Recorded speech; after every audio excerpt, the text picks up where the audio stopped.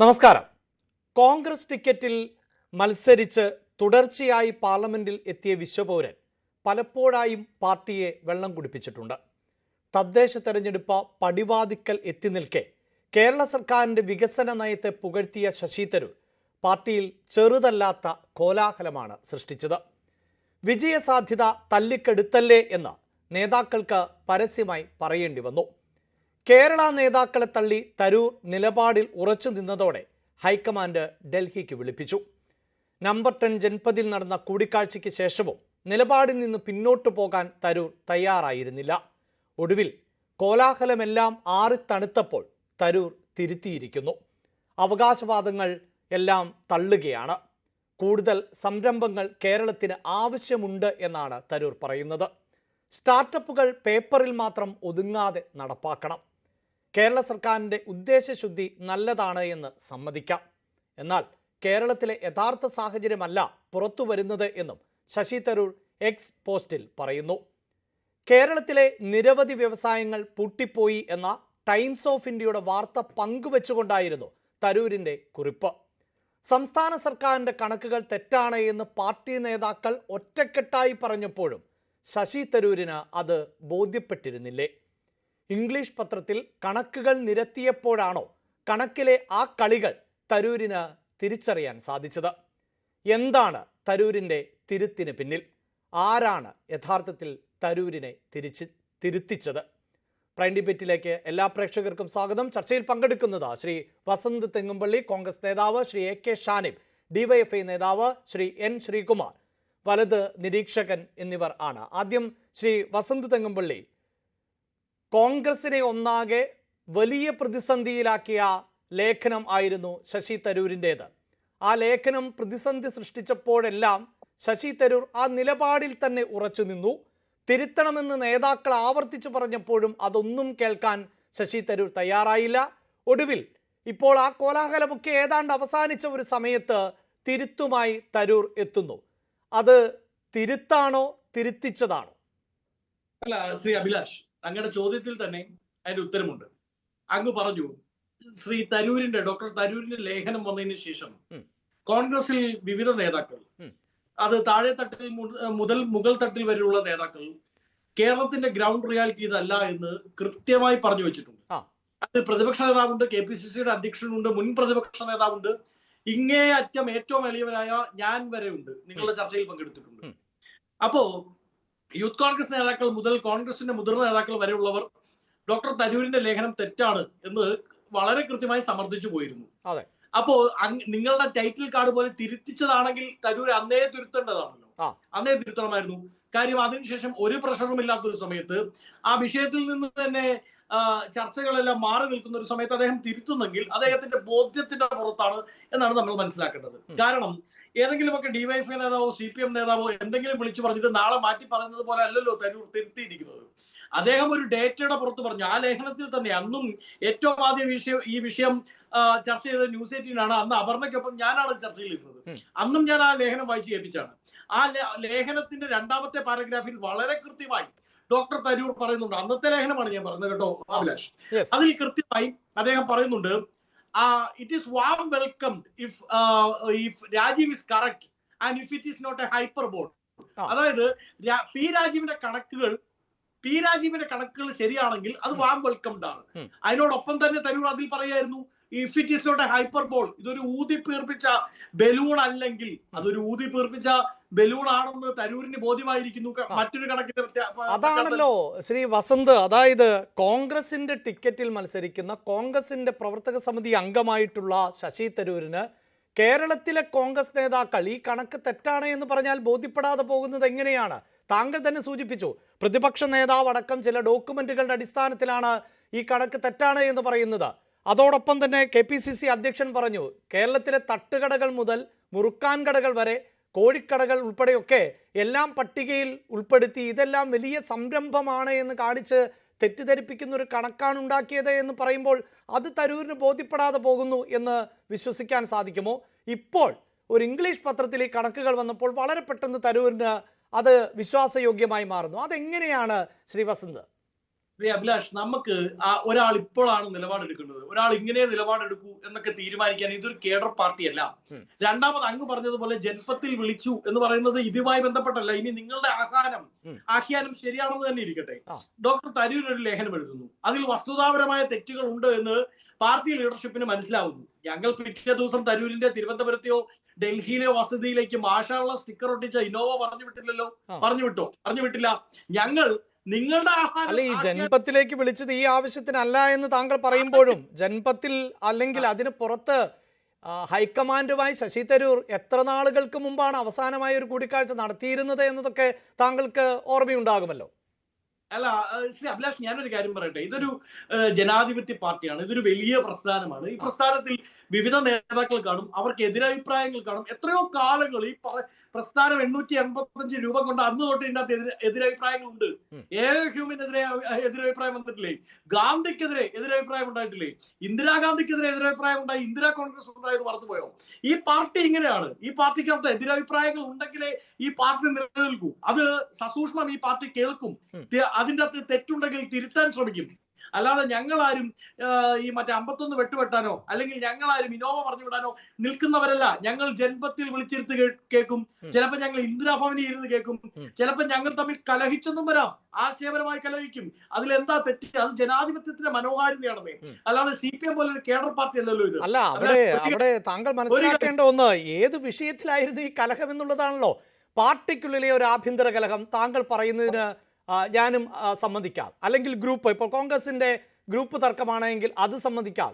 ഇതങ്ങനെയാണോ ശ്രീ വസന്ത്? സർക്കാരിന്റെ പ്രവർത്തനത്തെ പുകഴ്ത്തുമ്പോൾ എതിരാളികളെ, രാഷ്ട്രീയ എതിരാളികളെയാണ് അദ്ദേഹം പുകഴ്ത്തിയത്. രാഷ്ട്രീയ സാഹചര്യത്തിൽ, അതായത് ഞാൻ താങ്കളുടെ തന്നെ ചില നേതാക്കളുടെ ഭാഷ കടമെടുത്താൽ ഇങ്ങനെ, അതായത് ജയിക്കാനുള്ള ഒരു അവസരം കളഞ്ഞു തുളയ്ക്കല്ലേ എന്ന് പറയുന്നു. ഈ തരൂരിനെ പോലെ MP ആകാനൊന്നും പറ്റാതെ പഞ്ചായത്ത് മെമ്പറൊക്കെ ആകാൻ ആഗ്രഹിക്കുന്നവരുടെ വിജയസാധ്യതയൊന്നും തല്ലിക്കെടുത്തല്ലേ തരൂരെ എന്ന് പറഞ്ഞത് താങ്കളുടെ പാർട്ടിയിലെ നേതാക്കൾ തന്നെയാണ്. അപ്പോൾ അതിന് താങ്കൾ ഈ മഹാത്മാഗാന്ധിക്ക് നേരെ ഉയർന്ന വിമർശനം, ഇന്ദിരാഗാന്ധിക്ക് നേരെ ഉയർന്ന വിമർശനം എന്നതാണോ? പാർട്ടിക്കകത്ത് വിമർശനം ഉണ്ടാകാം, നേതാക്കൾക്കെതിരെ വിമർശനം ഉണ്ടാകാം, അഭിപ്രായ ഭിന്നത ഉണ്ടാകാം. ശ്രീ അഭിലാഷ്, ഞാനൊരു കാര്യം വളരെ കൃത്യമായി പറയാം. തരൂർ ഒരു എതിരഭിപ്രായം പറഞ്ഞില്ല. തരൂരിന്റെ ലേഖനം നിങ്ങൾ വായിച്ചില്ല എന്നുള്ളതാണ് സത്യം. തരൂർ 2-3 ലേഖനം വായിച്ചു, അതിനുശേഷം അദ്ദേഹത്തിൻ്റെതായി വന്ന മറ്റാർട്ടിക്കിൾ വായിച്ചിരുന്നു. അത് പിന്നീട് താൻ ഉദ്ദേശിച്ചതുപോലെ അല്ല വന്നത് എന്നത് വായിച്ചു. ഇന്ന് ഏറ്റവും ഒടുവിൽ അദ്ദേഹം പറയുന്നതും വായിച്ചു. താങ്കൾ ഈ പറഞ്ഞ സംഭവങ്ങളൊക്കെ ശരിയാണ്, അതായത് ഡേറ്റകൾ എന്ന, അതായത് കണക്കുകൾ ശരിയാണെങ്കിൽ എന്ന ചില പ്രയോഗമൊക്കെ ഉണ്ട്. പക്ഷെ ആരാണ് ശശി തരൂർ? ശശി തരൂർ ആദ്യമായാണോ ഒരു ലേഖനം എഴുതുന്നത്? ശശി തരൂരിൻ്റെ എത്രയോ പുസ്തകങ്ങൾ പുറത്തിറങ്ങിയിട്ടുണ്ട്, എത്രയോ ലേഖനങ്ങൾ പല മാഗസിനുകളിലും പത്രങ്ങളിലും അച്ചടിച്ചു വന്നിട്ടുണ്ട്. അതെല്ലാം തരൂർ അദ്ദേഹത്തിൻ്റെ കഴിവിനനുസരിച്ച് ഡേറ്റകൾ പരിശോധിച്ചാണ്. അതിനപ്പുറത്ത് ഈ ഡേറ്റ ശരിയാണെങ്കിൽ എന്നത് ഒരു ജാമ്യമെടുക്കൽ എന്നത് ആ മുന്നിലുണ്ട്. അതുകൊണ്ട് തരൂരിനെ ന്യായീകരിക്കാമെന്നാണ് താങ്കൾ പറയുന്നത്. ഞാൻ ചോദിക്കട്ടെ, ഞാനും ബുക്കുള്ള ആളാണ്, അങ്ങും റിസർച്ച് നടത്തുന്ന ഒരാളാണ്. വ്യക്തിപരമായി എനിക്കറിയാമല്ലോ. നമ്മൾ സൈറ്റേഷൻസ് നടത്തില്ലേ? ആ സൈറ്റേഷൻ നടത്തുമ്പോൾ അതിന്റെ പൂർണ്ണ ഉത്തരവാദിത്വം ഓദറിനാണോ? അല്ലല്ലോ. നമ്മൾ ഒരാളുടെ വേർഡിങ്സ് കോപ്പി ചെയ്യുന്നെങ്കിൽ ആ വേർഡിങ്സ് ആരാണോ നടത്തിയത് അയാൾക്ക് തന്നെയാണ് ഉത്തരവാദിത്വം. പി രാജീവ് പറഞ്ഞത് ശരിയാണെങ്കിൽ എന്ന് പറഞ്ഞ് തരൂർ എഴുതുമ്പോ പി രാജീവ് പറഞ്ഞത് ശരിയല്ല എന്ന് ഞങ്ങൾ പറഞ്ഞു. 2016 MSMEകളുടെ കാര്യത്തിൽ അവിടെ തന്നെയാണ് ശ്രീ വസന്ത് എനിക്ക് താങ്കളുമായി തർക്കിക്കേണ്ടി വരുന്നത്. ഒന്ന്, ശശി തരൂർ എന്നത് ലേഖനങ്ങൾ ആദ്യമായി എഴുതുന്ന ഒരു വ്യക്തിയല്ല. അദ്ദേഹത്തിന്റെ ഡേറ്റകളെ എങ്ങനെ ഉദ്ധരിക്കണം എന്നതറിയാം. ആ ഡേറ്റകൾ ശരിയാണോ എന്ന് പരിശോധിക്കാൻ സാധിക്കും. ഇതാ ഒരു പത്രത്തിലാണല്ലോ ഇപ്പോൾ ഡേറ്റ വന്നത്. ആ ഡേറ്റ ശരിയാണെന്ന് തരൂർ പറയുകയുമാണ്. അവിടെയാണല്ലോ ഇതിൻ്റെ കൗതുകം. അപ്പോൾ ഒരു ലേഖനം എഴുതുന്നതിന് മുമ്പ്, പ്രത്യേകിച്ച് ഇത്തരത്തിൽ രാഷ്ട്രീയ എതിരാളികളുടെ നേട്ടത്തെ പ്രകീർത്തിച്ചുകൊണ്ടുള്ള ഒരു ലേഖനം എഴുതുമ്പോൾ ആ ഡേറ്റകൾ, തനിക്ക് മുന്നിലുള്ള ഡേറ്റകൾ, അത് ശരിയാണോ എന്ന് പരിശോധിക്കാം ശശി തരൂരിന്. അത് പരിശോധിച്ചില്ല, ശരി, പിഴവ് സംഭവിച്ചു. അത് പിഴവാണെന്നും തെറ്റാണെന്നും തിരുത്തണമെന്നും നേതാക്കൾ പറയുന്നു. ഏത് നേതാക്കൾ? കോൺഗ്രസിന്റെ നേതാക്കൾ പറയുന്നു. അപ്പോഴത് തിരുത്തുന്നുമില്ല. ശ്രീ അഭിലാഷ്, ഞങ്ങൾ ആരും അദ്ദേഹത്തോട് തിരുത്തണമെന്ന് ആവശ്യപ്പെട്ടിട്ടില്ല. കോൺഗ്രസിന്റെ ഒരു ലീഡർഷിപ്പും ആവശ്യപ്പെട്ടില്ല. അദ്ദേഹം അദ്ദേഹം കോട്ട് ചെയ്ത രാജീവിന്റെ കണക്കുകൾ തെറ്റാണ് എന്നാണ് ഞങ്ങൾ പറഞ്ഞത്. അതിൽ ചില കണക്കുകൾ പറഞ്ഞു പോകാം. ഒന്ന്, 2016 ഇവർ പറയുന്ന MSMEകളുടെ കാര്യത്തിൽ ഇന്ന് കേരളം 1ാം സ്ഥാനത്താണെന്നാണ്. 2016 ആ കണക്കെടുപ്പ് ഉണ്ടായിരുന്നു. 2016 കേരളം 1ാം സ്ഥാനത്തായിരുന്നു. 2 സ്റ്റാർട്ടപ്പ് മിഷനുമായി ബന്ധപ്പെട്ടാണ്. ഇന്ത്യയിൽ ആദ്യമായി സ്റ്റാർട്ടപ്പ് പോളിസി അവതരിപ്പിച്ച ഗവൺമെന്റിന്റെ പേര് ഉമ്മൻചാണ്ടി ഗവൺമെന്റ് എന്നാണ്. ഇന്ത്യയിൽ ആദ്യമായി മിനിസ്ട്രി സ്റ്റാർട്ടപ്പുകൾക്ക് വേണ്ടി രൂപീകരിക്കണമെന്ന് ക്യാബിനറ്റ് കൂടി തീരുമാനിച്ച മിനിസ്ട്രിയുടെ പേര് ഉമ്മൻചാണ്ടി ഗവൺമെന്റ്, ഉമ്മൻചാണ്ടി മന്ത്രിസഭ എന്നുള്ളതാണ്. അതായത് സ്റ്റാർട്ടപ്പുകളുമായി ബന്ധപ്പെട്ട് ഞങ്ങൾ ചെയ്തതിന്റെ മേലൊരു കല്ലെടുത്ത് വെക്കാൻ, ഉമ്മൻചാണ്ടി ഇട്ട കല്ലുകൾ എന്നിവരെ വിമർശിക്കില്ലേ, ആ കല്ലിന് മേലൊരു കമ്പെടുത്ത് വെക്കാൻ ഇവർക്ക് സാധിച്ചിട്ടില്ല. അതുകൊണ്ടാണല്ലോ ഈ രാജീവിന് U-turn ഉദ്ഘാടനം ചെയ്യേണ്ടി വന്നത്. അതൊക്കെ ഞങ്ങൾ പറഞ്ഞു. ഞങ്ങളത് പറഞ്ഞത് തരൂർ തിരുത്താൻ വേണ്ടിയല്ല, മറിച്ച് പൊതുസമൂഹത്തോട് ഞങ്ങൾ പറയുകയായിരുന്നു. തരൂരിന്റെ ഒരു ലേഖനത്തിൽ ഏതാണ്ട് 100 ലൈനുള്ള ലേഖനത്തിൽ 2 ലൈനിന്റെ വാക്കുകൾ എടുത്തുകൊണ്ട് PR എക്സസൈസ് നടത്താൻ ഇറങ്ങിയ ഗവൺമെന്റിനെ പ്രതിരോധിക്കുകയാണ് ഞങ്ങൾ ചെയ്തത്. തരൂരിനെ തിരുത്താൻ ഞങ്ങൾ ആവശ്യപ്പെട്ടിട്ടില്ല. അതാണ് അങ്ങ് ആദ്യം മനസ്സിലാക്കേണ്ടത്. 2, തരൂരിന് സ്വമേധയാ അദ്ദേഹത്തിന് ബോധ്യം വന്നിരിക്കുന്നു. തന്റെ സൈറ്റേഷൻ, തന്റെ എന്താ പറയുന്നത്, താൻ നടത്തിയ കോപ്പിങ് അത് തെറ്റായിപ്പോയി, അതല്ല ശരി, ഇതാണ് ശരി എന്ന് മനസ്സിലാക്കുമ്പോൾ അദ്ദേഹം തിരുത്തുന്നു. ശ്രീ അഭിലാഷ്, എനിക്ക് ഏറ്റവും രസകരമായി തോന്നുന്നത് AK ബാലൻ സഖാവിന്റെ കാര്യമാണ്. നോക്കൂ, അദ്ദേഹം ആദ്യം സന്ദീപ് വാര്യരെ പറ്റി ക്രിസ്റ്റൽ ക്ലിയർ സഖാവ് എന്ന് പറഞ്ഞു. അദ്ദേഹം ഇന്ന് ഞങ്ങളുടെ കൂടെ ഉണ്ട്. സന്ദീപ് വാര്യർ KPCCയുടെ വക്താവാണ്, ഞങ്ങളുടെ മീഡിയ പാനലിസ്റ്റ് ആണ്. രണ്ടാമത് അദ്ദേഹം കഴിഞ്ഞ ദിവസം തരൂരിനെ പറ്റി പറഞ്ഞു, ഏറ്റവും മികച്ച നേതാവ്, ലോകം കണ്ട പ്രതിഭാശാലി. ആ തരൂർ ഇന്ന് തിരുത്തി എന്ന് മാത്രമല്ല, അദ്ദേഹം പറഞ്ഞത് കൊണ്ട് എന്തെങ്കിലും ഗുണമുണ്ടാക്കാൻ ശ്രമിച്ചവർക്ക് 2-ന് 4 അടി തിരിച്ചടിയായി അവരുടെ കപടത ജനസമൂഹം തരൂരിന്റെ ഇന്നത്തെ ഈ ഒരു തിരുത്തലോടുകൂടി മനസ്സിലാക്കി. ശരി, ഞാൻ താങ്കളിലേക്ക് വരാം. ശ്രീ N. ശ്രീകുമാർ, എന്തായാലും വസന്ത് തെങ്ങുംപള്ളിക്ക് ഇപ്പോൾ വലിയ ആശ്വാസത്തോടെയും ആത്മവിശ്വാസത്തോടെയും ഒക്കെ ഈ ചർച്ചയിൽ സംസാരിക്കാം. പക്ഷേ ഇതായിരുന്നോ ശ്രീകുമാർ നേരത്തെ ഉണ്ടായിരുന്ന സാഹചര്യം? അത് മാത്രവുമല്ല, ഈ തരൂരിന്റെ തിരുത്ത്, ആ തിരുത്ത് താങ്കൾക്കറിയാമല്ലോ, ആ ലേഖനം എന്നത് എത്രത്തോളം പ്രധാനപ്പെട്ടതായിരുന്നു. ഒരു എഡിറ്റോറിയൽ പേജിലാണ് അത്തരത്തിലൊരു ലേഖനം വന്നത്. അത് ശശി തരൂരിൻ്റെ ലേഖനം എന്നതിന് മറ്റ് ഒരു പക്ഷേ രാഷ്ട്രീയത്തിനപ്പുറത്തുള്ള ചില ക്രെഡിബിളാകുന്ന ലേഖനങ്ങൾ എന്ന്, ക്രെഡിബിളാകുന്ന റൈറ്റിംഗ് എന്നൊക്കെ പൊതുവേ അദ്ദേഹത്തിൻ്റെ വായനക്കാരും പ്രതീക്ഷിക്കുന്നുണ്ടാകാം ഈ രാഷ്ട്രീയം മാറ്റിവെച്ച് നോക്കിയാൽ. അതുമാത്രവുമല്ല, ദേശീയ തലത്തിലടക്കം ആ ആർട്ടിക്കിൾ ചർച്ച ചെയ്യപ്പെടും. അത് ഒരു ഇംഗ്ലീഷ് ആർട്ടിക്കിൾ ആയിരുന്നു എന്നതുകൊണ്ട് തന്നെ അങ്ങനെ വലിയ പ്രതിസന്ധിയിലായിരുന്നില്ലേ പാർട്ടി? ഇപ്പോൾ ഈ വസന്ത് പറയുന്നത് പോലെ ആയിരുന്നോ സാഹചര്യം? തരൂരിൻ്റെ തിരുത്ത് ഈ മട്ടിൽ മതിയോ? നോക്കൂ അഭിലാഷേ, ശശി തരൂര് അദ്ദേഹത്തിൻ്റെതായ എഴുത്തും വായനയൊക്കെ നടക്കുന്ന ഒരു കോൺഗ്രസിന്റെ നേതാവാണ്. അദ്ദേഹം എന്തെഴുതി എന്നുള്ളതിനെ കുറിച്ച് അവിടെ പറയുന്നില്ല, കാരണം അത് വസന്ത് പറഞ്ഞു കഴിഞ്ഞു. പക്ഷെ അദ്ദേഹം വർക്കിംഗ് കമ്മിറ്റി മെമ്പറാണ് എന്ന സ്ഥാനം മറന്നുകൊണ്ട് ഒരു ലേഖനം തന്റെ സ്വഭാവത്തിൽ വരുത്തിയ കാര്യമാണ് ചർച്ചാ വിഷയമായത്. കേരളത്തിലെ കോൺഗ്രസിന്റെ നേതാക്കൾ ആരും ശശി തരൂരിനോടൊപ്പം നിന്നില്ല. അദ്ദേഹത്തിന് തിരുത്താൻ പറ്റിയ ഒരു അവസരം ഇന്ന് ടൈംസ് ഓഫ് ഇന്ത്യ ഉണ്ടാക്കി കൊടുത്തു. അദ്ദേഹം അത് ഭംഗിയായി ഉപയോഗിച്ചു. അവിടെ ശശി തരൂരിന്റെ തന്ത്രത്തെയാണ് ഞാൻ കാണുന്നത്. കാരണം ടൈംസ് ഓഫ് ഇന്ത്യ വളരെ വ്യക്തമായിട്ട് പറഞ്ഞിട്ടുണ്ട്, കഴിഞ്ഞ 9 വർഷമായിട്ട് കേരളത്തിൽ ഒരു 50,042 എത്രയോ മറ്റേ ചെറുകിട വ്യവസായങ്ങൾ കൂട്ടി. അത് മാത്രമല്ല, ലക്ഷക്കണക്കിന്, അതെ, 1,00,000-ലധികം ആളുകൾക്ക് ജോലി നഷ്ടപ്പെട്ടു. ഇതെല്ലാം വളരെ കൃത്യമായി എഴുതിയപ്പോൾ അദ്ദേഹം പറഞ്ഞു അത് സ്റ്റാർട്ടപ്പ് കടലാസിൽ മാത്രം പോരാ എന്ന് അദ്ദേഹം എഴുതി.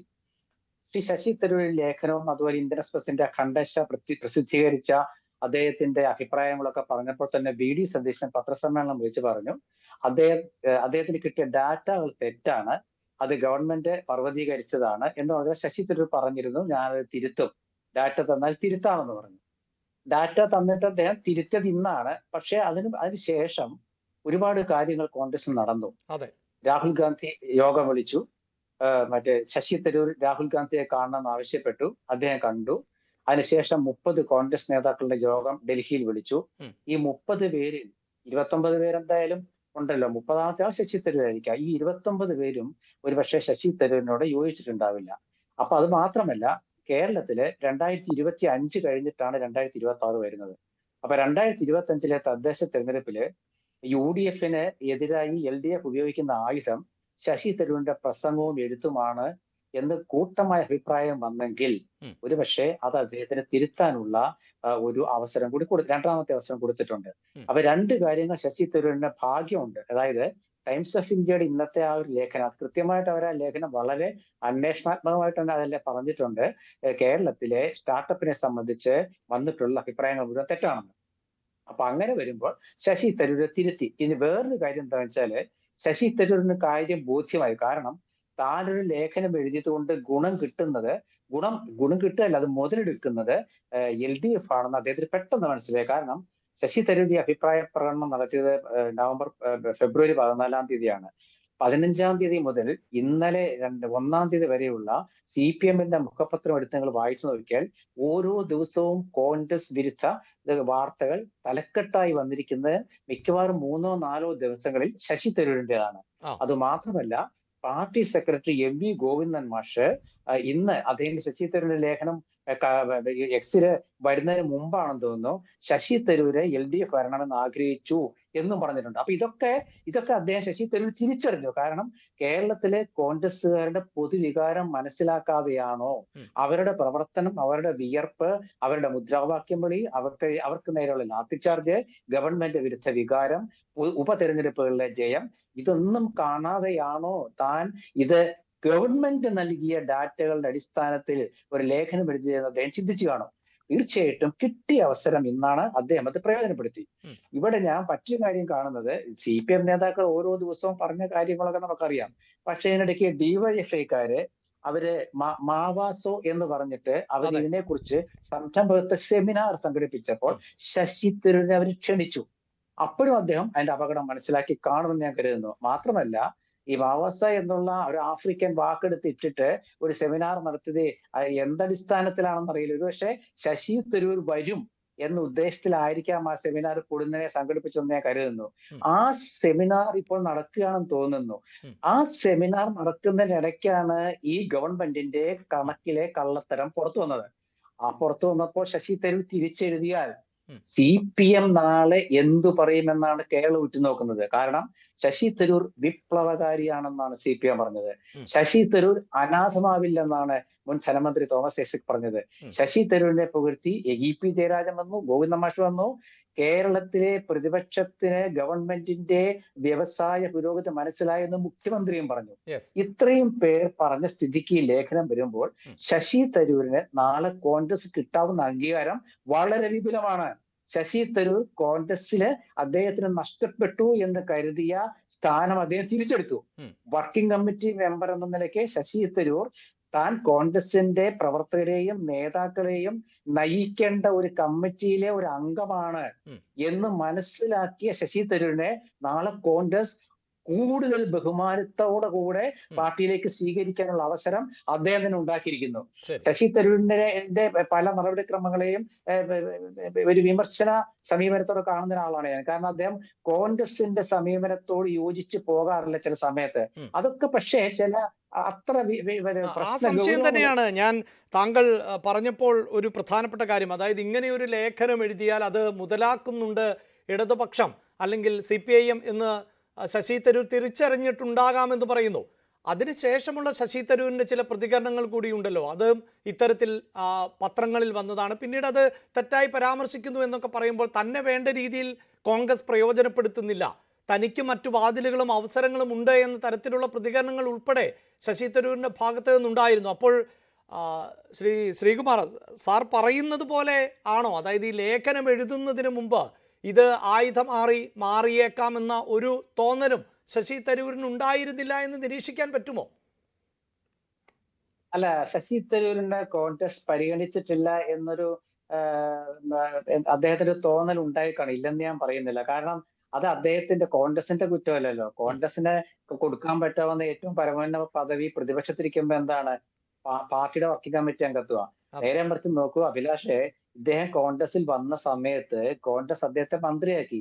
ഇത് പൊതു സമീപനമാണ് കോൺഗ്രസിന്റെ. അതായത് KR നാരായണനാണെങ്കിലും നട്വർ സിംഗ് ആണെങ്കിലും അരുൺ നെഹ്റു ആണെങ്കിലും അരുൺ സിംഗ് ആണെങ്കിലും മണിശങ്കർ അയ്യർ ആണെങ്കിലും നമ്മുടെ കേരളത്തിലെ പഴയ കൃഷ്ണകുമാർ ആണെങ്കിലും ഇവരൊക്കെ ഉദ്യോഗസ്ഥ തലത്തിൽ നിന്ന് വന്നപ്പോൾ അവർക്കൊക്കെ മന്ത്രിസ്ഥാനം കൊടുത്തു. കാരണം അന്ന് കേന്ദ്രം ഭരിക്കുന്നത് കോൺഗ്രസ് ആയിരുന്നു.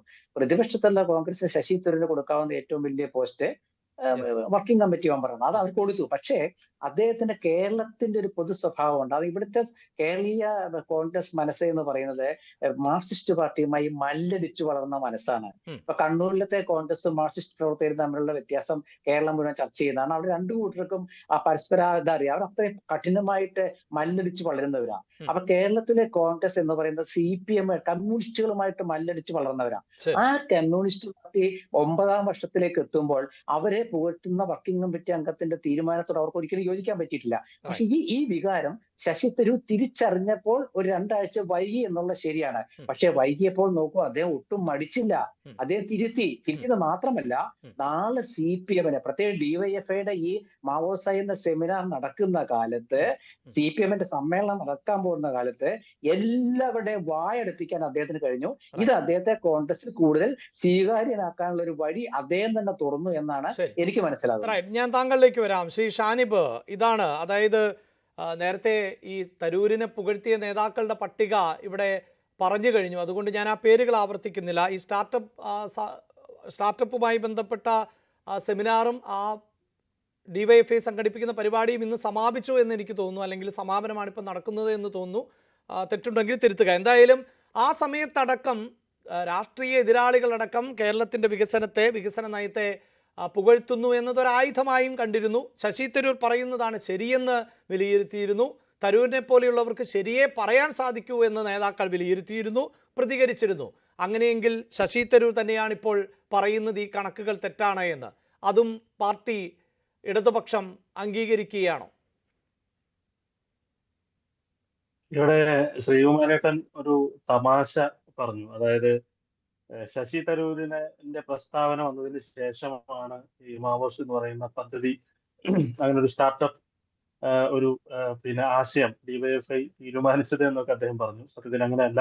ഇതൊരു 6 മാസം മുമ്പ് തന്നെ തീരുമാനിച്ച് അതിന്റെ കലണ്ടർ തയ്യാറാക്കി അതിന്റെ പ്രചരണ പരിപാടികളുമായി DYFI മുന്നോട്ട് പോയതാണ്. പിന്നീടാണ് ഈ ഇത്തരത്തിലുള്ള ചർച്ചകളൊക്കെ കേരളത്തിൽ ഉയർന്നു വന്നത്. വാസ്തവത്തിൽ ഒരു ഗവൺമെന്റിനെ സംബന്ധിച്ച് ഇത്തരത്തിലുള്ള ചർച്ചകൾ, പ്രത്യേകിച്ച് കേരളത്തിൽ ഇത്തരത്തിലുള്ള ചർച്ചകൾ ഉണ്ടാകുന്നു എന്നുള്ളത് തന്നെ വളരെ പോസിറ്റീവായിട്ടുള്ള ഒരു കാര്യമാണ്. അതായത് വികസനത്തെ കുറിച്ചുള്ള ചർച്ചയാണ് ഉണ്ടാകുന്നത്. ആ വികസനത്തെ കുറിച്ചുള്ള ചർച്ച ഇനി കൂടുതൽ വേണം. ഇപ്പൊ ശശി തരൂർ തിരുത്തി എന്ന് നിങ്ങൾ പറയുന്നുണ്ട്. ശശി തരൂർ, ഞാൻ അദ്ദേഹത്തിന്റെ പോസ്റ്റ് നോക്കുകയായിരുന്നു. അതിൽ അദ്ദേഹം ഏതെങ്കിലും തരത്തിൽ ഒരു തിരുത്തൽ വരുത്തിയതായി എനിക്ക് മനസ്സിലായിട്ടില്ല. അദ്ദേഹം ഒരു പത്രത്തിൽ വന്ന വാർത്ത ഷെയർ ചെയ്തുകൊണ്ട് അദ്ദേഹം പറയുന്നത് ഈ ഇത്തരത്തിലുള്ള കാര്യങ്ങളിലുള്ള അദ്ദേഹത്തിന്റെ കൂടുതൽ സംശയങ്ങൾ മുന്നോട്ട് വെക്കുന്നു എന്നുള്ളതാണ്. അതല്ലാതെ അദ്ദേഹത്തിന്റെ ലേഖനത്തെ പൂർണ്ണമായി അദ്ദേഹം തള്ളിക്കളയുന്നില്ല, അല്ലെങ്കിൽ അദ്ദേഹം അത്തരത്തിൽ ഏതെങ്കിലും തരത്തിൽ അദ്ദേഹം തെറ്റുപറ്റിയെന്ന് അദ്ദേഹം പറയുന്നില്ല. കേരള ഗവൺമെന്റിന്റെ ഇന്റൻഷനെ അദ്ദേഹം ഇപ്പോഴും പോസിറ്റീവായി തന്നെയാണ്. കേരള ഗവൺമെന്റിന്റെ ലക്ഷ്യബോധത്തെ അദ്ദേഹം, അല്ലെങ്കിൽ ഗവൺമെന്റിന്റെ ലക്ഷ്യത്തെ അദ്ദേഹം പോസിറ്റീവായി തന്നെയാണ്. അല്ല, പക്ഷേ അദ്ദേഹം ആ റിപ്പോർട്ടിനെ ശരിവെക്കുന്ന തരത്തിലാണല്ലോ പ്രതികരിച്ചിട്ടുള്ളത്. എക്സിൽ കുറിച്ച പോസ്റ്റ് താങ്കൾ, അതിപ്പോൾ നമുക്ക് മലയാളത്തിലേക്ക് പ്രേക്ഷകർക്ക് കൂടുതൽ മനസ്സിലാക്കാൻ തർജിമപ്പെടുത്തി സംസാരിച്ചാൽ, താങ്കൾ സൂചിപ്പിച്ചതുപോലെ ഈ കേരള സർക്കാരിൻ്റെ ഉദ്ദേശശുദ്ധിയൊന്നും പറയുന്നില്ല. പക്ഷേ നമുക്ക് സ്റ്റാർട്ടപ്പുകൾ പേപ്പറിൽ മാത്രം ഒതുങ്ങിയാൽ പോരാ എന്ന് പറയുമ്പോൾ അത് തെറ്റായ ഡേറ്റയായിരുന്നു, അത് പ്രാക്ടിക്കലി നടക്കുന്നില്ല. അങ്ങനെ തന്നെയല്ലേ അദ്ദേഹം അർത്ഥം വെക്കുന്നത്? യഥാർത്ഥ സാഹചര്യം അതല്ല. അത് തന്നെയാണ് ഞാൻ പറഞ്ഞു വന്നത്. അത് തന്നെയാണ്. അതായത് അത്തരത്തിലൊരു ചർച്ച മുന്നോട്ട് വയ്ക്കുന്നു. നമുക്ക് നാളുകളിൽ ആ വിഷയം ചർച്ച ചെയ്യാം. ഗവൺമെന്റ് ഏതെല്ലാം മേഖലയിലാണ് സ്റ്റാർട്ടപ്പുകൾക്ക് ഏതെങ്കിലും തരത്തിൽ കടലാസിൽ മാത്രമാണോ കണക്ക് എന്ന കാര്യത്തിനെ കുറിച്ചുള്ള ചർച്ച നമുക്ക് തുടരാം. ഇന്നും നാളെയും വരും ദിവസങ്ങളിലൊക്കെ അത്തരത്തിലുള്ള ചർച്ചകൾ തുടരണമെന്ന് തന്നെയാണ് ഞങ്ങൾ ആവശ്യപ്പെടുന്നത്. CPM ആഗ്രഹിക്കുന്നത് അത് തന്നെയാണ്. കേരളത്തിൽ കഴിഞ്ഞ ഗവൺമെന്റുകളുടെ കാലത്ത്, കഴിഞ്ഞ UDF ഗവൺമെന്റ് ഏറ്റവും അവസാനം ഉമ്മൻചാണ്ടി നേതൃത്വം കൊടുത്തിരുന്ന ഒരു ഗവൺമെന്റ് ആണല്ലോ കേരളത്തിൽ UDFന്റേതായ ഗവൺമെന്റ് ഉണ്ടായിരുന്നത്. ആ കാലത്ത് എന്തായിരുന്നു ഗവൺമെന്റുകളെ കുറിച്ചുള്ള ചർച്ച ഉണ്ടായിരുന്നത്? ആ കാലത്ത് എന്തൊക്കെ വിഷയങ്ങളാണ് നമ്മുടെ മാധ്യമങ്ങൾ ചർച്ച ചെയ്തത്? ഏതെല്ലാം തരത്തിലായിരുന്നു ചർച്ച മുന്നോട്ട് പോയിരുന്നത്? നമുക്കറിയാമല്ലോ. പക്ഷെ ഇപ്പൊ ചർച്ച നടക്കുന്നത് എന്താണ്? വികസനത്തെ കുറിച്ചുള്ള ചർച്ച ഉണ്ടാകുന്നു എന്നുള്ളത് ഈ ഗവൺമെന്റിന്റെ ഇച്ഛാശക്തിയുടെ പ്രതിഫലനം കൂടിയാണ്. നമ്മൾ ചെയ്തതിൽ എന്തെങ്കിലും കുറവുണ്ടെങ്കിൽ അത് പറയാം. അത് ഇത്ര പോരാ എന്ന അഭിപ്രായം ഉണ്ടെങ്കിൽ ആ അഭിപ്രായത്തെ നമ്മൾ സ്വീകരിക്കുന്നു. കൂടുതൽ ചെയ്യണം എന്ന ആഗ്രഹത്തെ, അല്ലെങ്കിൽ അഭിപ്രായങ്ങൾ, പ്രത്യേകിച്ച് ശശി തരൂർ എന്ന് പറയുന്നത് കോൺഗ്രസിന്റെ MP ആണ്. കോൺഗ്രസിന്റെ നേതാവാണ്, വർക്കിംഗ് കമ്മിറ്റി അംഗമാണ്. അദ്ദേഹം ഒരു പോസിറ്റീവായ അഭിപ്രായം പറയുമ്പോൾ സ്വാഭാവികമായും കേരളത്തിലെ ഒരു പ്രധാനപ്പെട്ട പ്രതിപക്ഷ പാർട്ടിയുടെ ഇന്ത്യയിലെ ഏറ്റവും പ്രധാനപ്പെട്ട ഒരു നേതാവ് എന്ന നിലയിൽ അദ്ദേഹം ഒരു പോസിറ്റീവായ അഭിപ്രായം പറയുമ്പോൾ നമ്മളതിനെ വളരെ പോസിറ്റീവായി തന്നെ എടുക്കും. അതിനോട് നമ്മൾ പോസിറ്റീവായി പ്രതികരിക്കും, അതിനെ നമ്മൾ ഉദ്ധരിക്കും, അതിനെ ഉയർത്തിപ്പിടിച്ചുകൊണ്ട് നമ്മൾ ജനങ്ങളോട് സംസാരിക്കും. അത് സ്വാഭാവികമാണ്. അതായത് പിന്നീട് ഈ തരൂരിനെ കുറിച്ചുള്ള നിലപാടിൽ ഇനിയും മാറ്റം ഉണ്ടാകില്ല അല്ലെ, ഇടതുപക്ഷത്തിനും CPM-നും ഒന്നും? അല്ല, അദ്ദേഹം ഏത് പശ്ചാത്തലത്തിലാണ് ഈ അദ്ദേഹത്തിന്റെ അഭിപ്രായത്തിൽ നിന്ന് എന്തെങ്കിലും ഒരു മാറ്റം ഉണ്ടായിട്ടുണ്ടെങ്കിൽ അത് ഏത് പശ്ചാത്തലത്തിലാണെന്ന് ശ്രീകുമാരായിട്ട് സൂചിപ്പിച്ചു. ഹൈക്കമാൻഡ് യോഗം വിളിക്കുന്നു. ആ യോഗം വിളിച്ചതിന് ശേഷം ആ യോഗത്തിന്റെ തീരുമാനമായി പുറത്തേക്ക് വന്നത് എന്താണ്? KC വേണുഗോപാൽ എന്താണ് പറഞ്ഞത്? നമ്മൾ വ്യത്യസ്ത അഭിപ്രായങ്ങൾ ആരും പറയാൻ പാടില്ല, നമ്മൾ ഒരേ അഭിപ്രായം പറയണം. നമ്മൾ പറയുന്ന അഭിപ്രായം തെറ്റാണെങ്കിലും അത് ഒരേ അഭിപ്രായമായി നമ്മൾ പറയണം എന്ന സന്ദേശം അവിടെ ഹൈക്കമാൻഡ് തീരുമാനമായി പ്രഖ്യാപിക്കുമ്പോൾ മുൻപെടുത്ത നിലപാടിൽ നിന്ന് ശശി തരൂർ പുറകോട്ട് പോകുന്നുണ്ടെങ്കിൽ അതിന്റെ രാഷ്ട്രീയ കാര്യങ്ങൾ മനസ്സിലാക്കാൻ കേരളത്തിലെ ജനങ്ങൾക്ക് സാധിക്കും. ആ വികസന കാഴ്ചപ്പാടിൽ അദ്ദേഹം പറഞ്ഞ അഭിപ്രായത്തെ സംസ്കരിച്ചുകൊണ്ട് അതിനെല്ലാം നിഷേധിച്ചുകൊണ്ട് ഒരു ലേഖനമോ അല്ലെങ്കിൽ അത്തരത്തിലുള്ള ഒരു പ്രസ്താവനയോ അദ്ദേഹത്തിന്റെ ഭാഗത്തുണ്ടായിട്ടില്ല. അദ്ദേഹം ഒരു വാർത്ത അവിടെയാണ് ഷാനിബ് ഈ വസന്ത് നേരത്തെ സൂചിപ്പിച്ചതുപോലെ ആ ആർട്ടിക്കിളിൽ അദ്ദേഹം കൃത്യമായി പറയുന്നുണ്ട്. അതായത് ഡേറ്റകളെ അടിസ്ഥാനപ്പെടുത്തിയാണ് എങ്കിൽ എന്ന് തന്നെയാണ് പറയുന്നത്. ആ ഡേറ്റകൾ തെറ്റായിരുന്നു എന്നാണ് കോൺഗ്രസ് പറഞ്ഞുകൊണ്ടിരുന്നത്, ആവർത്തിച്ചുകൊണ്ടിരുന്നത്. അതായത് ഒരു കണക്കിന് ഉദ്ധരിച്ചുകൊണ്ട് ശശി തരൂർ ലേഖനം എഴുതി. ഞാൻ നേരത്തെ സൂചിപ്പിച്ചു, ആ കണക്ക് ശരിയാണോ തെറ്റാണോ എന്ന് പരിശോധിക്കേണ്ടിയിരുന്നത് തരൂരിൻ്റെ ഉത്തരവാദിത്തമായിരുന്നു. അവിടെ പ്രതിപക്ഷ നേതാവിൻ്റെ വാർത്താ സമ്മേളനങ്ങൾ, പ്രതികരണങ്ങളൊക്കെ ഞങ്ങളുടെ ലൈബ്രറിയിൽ ചികഞ്ഞാൽ അവിടെയൊക്കെ ഈ കോൺഗ്രസ് നേതാക്കൾ ആവർത്തിച്ചുകൊണ്ടിരുന്നത് ഈ ഡേറ്റ തെറ്റാണ് എന്ന് തന്നെയാണ്. അതാണ് ഞാൻ നേരത്തെ KPCC അധ്യക്ഷനെ കുറിച്ചും ഒക്കെ പറഞ്ഞത്. അപ്പോൾ ആ ഡേറ്റയെ അടിസ്ഥാനപ്പെടുത്തി ഒരു ലേഖനം എഴുതിയത് തെറ്റായിപ്പോയി എന്ന് കോൺഗ്രസ് നേതാക്കളിൽ ചിലർ, അതാണ് ഇപ്പോൾ K മുരളീധരനെ പോലെയൊക്കെ ഉള്ളവർ ഇങ്ങനെയല്ല പ്രവർത്തിക്കേണ്ടത്, അത് തെറ്റായ രീതിയാണ് എന്നൊക്കെ തുറന്നു പറയുന്ന സാഹചര്യം ഉണ്ടാകുന്നു. കോൺഗ്രസിന് അനുകൂലമാകുന്ന സാഹചര്യം ഇല്ലാതാക്കരുത് എന്ന് പറയുന്നു. ഏറ്റവും ഒടുവിൽ PJ കുര്യനെ പോലെയുള്ള നേതാക്കൾ, മുതിർന്ന നേതാക്കൾ പോലും തരൂരിന് എതിരെ രംഗത്ത് വരുന്ന സാഹചര്യമൊക്കെ ഉണ്ടാകുന്നുണ്ട്. അപ്പോൾ ആ തെറ്റായിരുന്നു എന്ന ആവർത്തനം തന്നെയാണ് പലപ്പോഴും ഈ KPCC-യുടേതാകട്ടെ പ്രതിപക്ഷ നേതാവിൻ്റെതാകട്ടെ ഉണ്ടാകുന്നത്. ആ ഡേറ്റ തെറ്റാണ് എന്നാണ് ശശി തരൂർ പറയുന്നത്. നമുക്ക് ഡാറ്റ വെച്ച് ചർച്ച ചെയ്യാം. അങ്ങനെയാണെങ്കിൽ ഇപ്പൊ UDF ഗവൺമെന്റിന്റെയും 2011-2016 കാലഘട്ടത്തിലെ UDF ഗവൺമെന്റിന്റെയും പിന്നീട് വന്ന 2016-2021 അതാണല്ലോ രണ്ട് ഗവൺമെന്റുകളുടെ കാലഘട്ടം എന്ന് പറയുന്നത്. നമുക്ക് ആ ഡാറ്റ വെച്ച് ചർച്ച ചെയ്യാം. അന്ന് നമ്മുടെ സാമ്പത്തിക വളർച്ച എങ്ങനെയായിരുന്നു? 4.9% ശതമാനമായിരുന്നു UDF-ന്റെ കാലത്തുള്ള ഉണ്ടായിരുന്നെങ്കിൽ 5.9% LDF-ന്റെ കാലത്ത് നമ്മുടെ സാമ്പത്തിക വളർച്ച മാറ്റം വന്നു. 34 ലക്ഷം പേരാണ് അന്ന് പെൻഷൻ ഗുണഭോക്താക്കളെങ്കിൽ അത് 59.5 ലക്ഷം ആളുകൾക്ക് പെൻഷൻ വാങ്ങുന്ന സാഹചര്യം ഉണ്ടായി.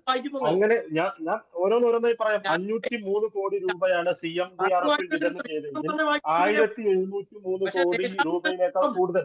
ഞാൻ സംസാരിക്കുമ്പോൾ നിങ്ങൾ നേരത്തെ പറയുന്നത് ഞാൻ മിണ്ടാതിരിക്കുകയായിരുന്നു. എന്തിനാ ഇങ്ങനെ ഇടയ്ക്ക് സംസാരിക്കുന്നത്? ഞാൻ പറഞ്ഞത് പറയാലോ.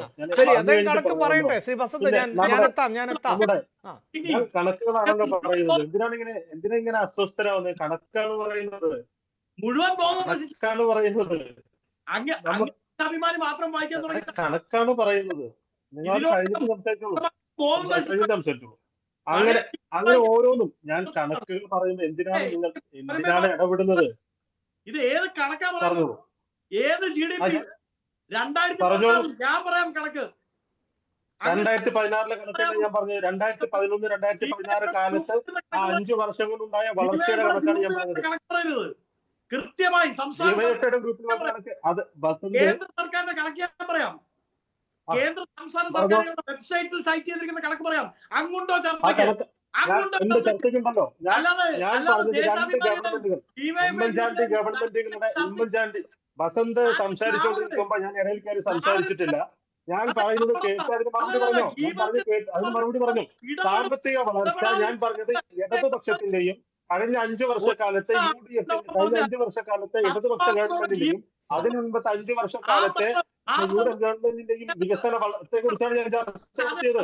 പൊതുവിതരണ മേഖലയിൽ അതിനെ മെച്ചപ്പെടുത്തുന്നതിന് വേണ്ടി 10 കോടി അധികം രൂപ നമ്മൾ ചെലവഴിച്ചിട്ടുണ്ട് ഇടതുപക്ഷ ഗവൺമെന്റ്.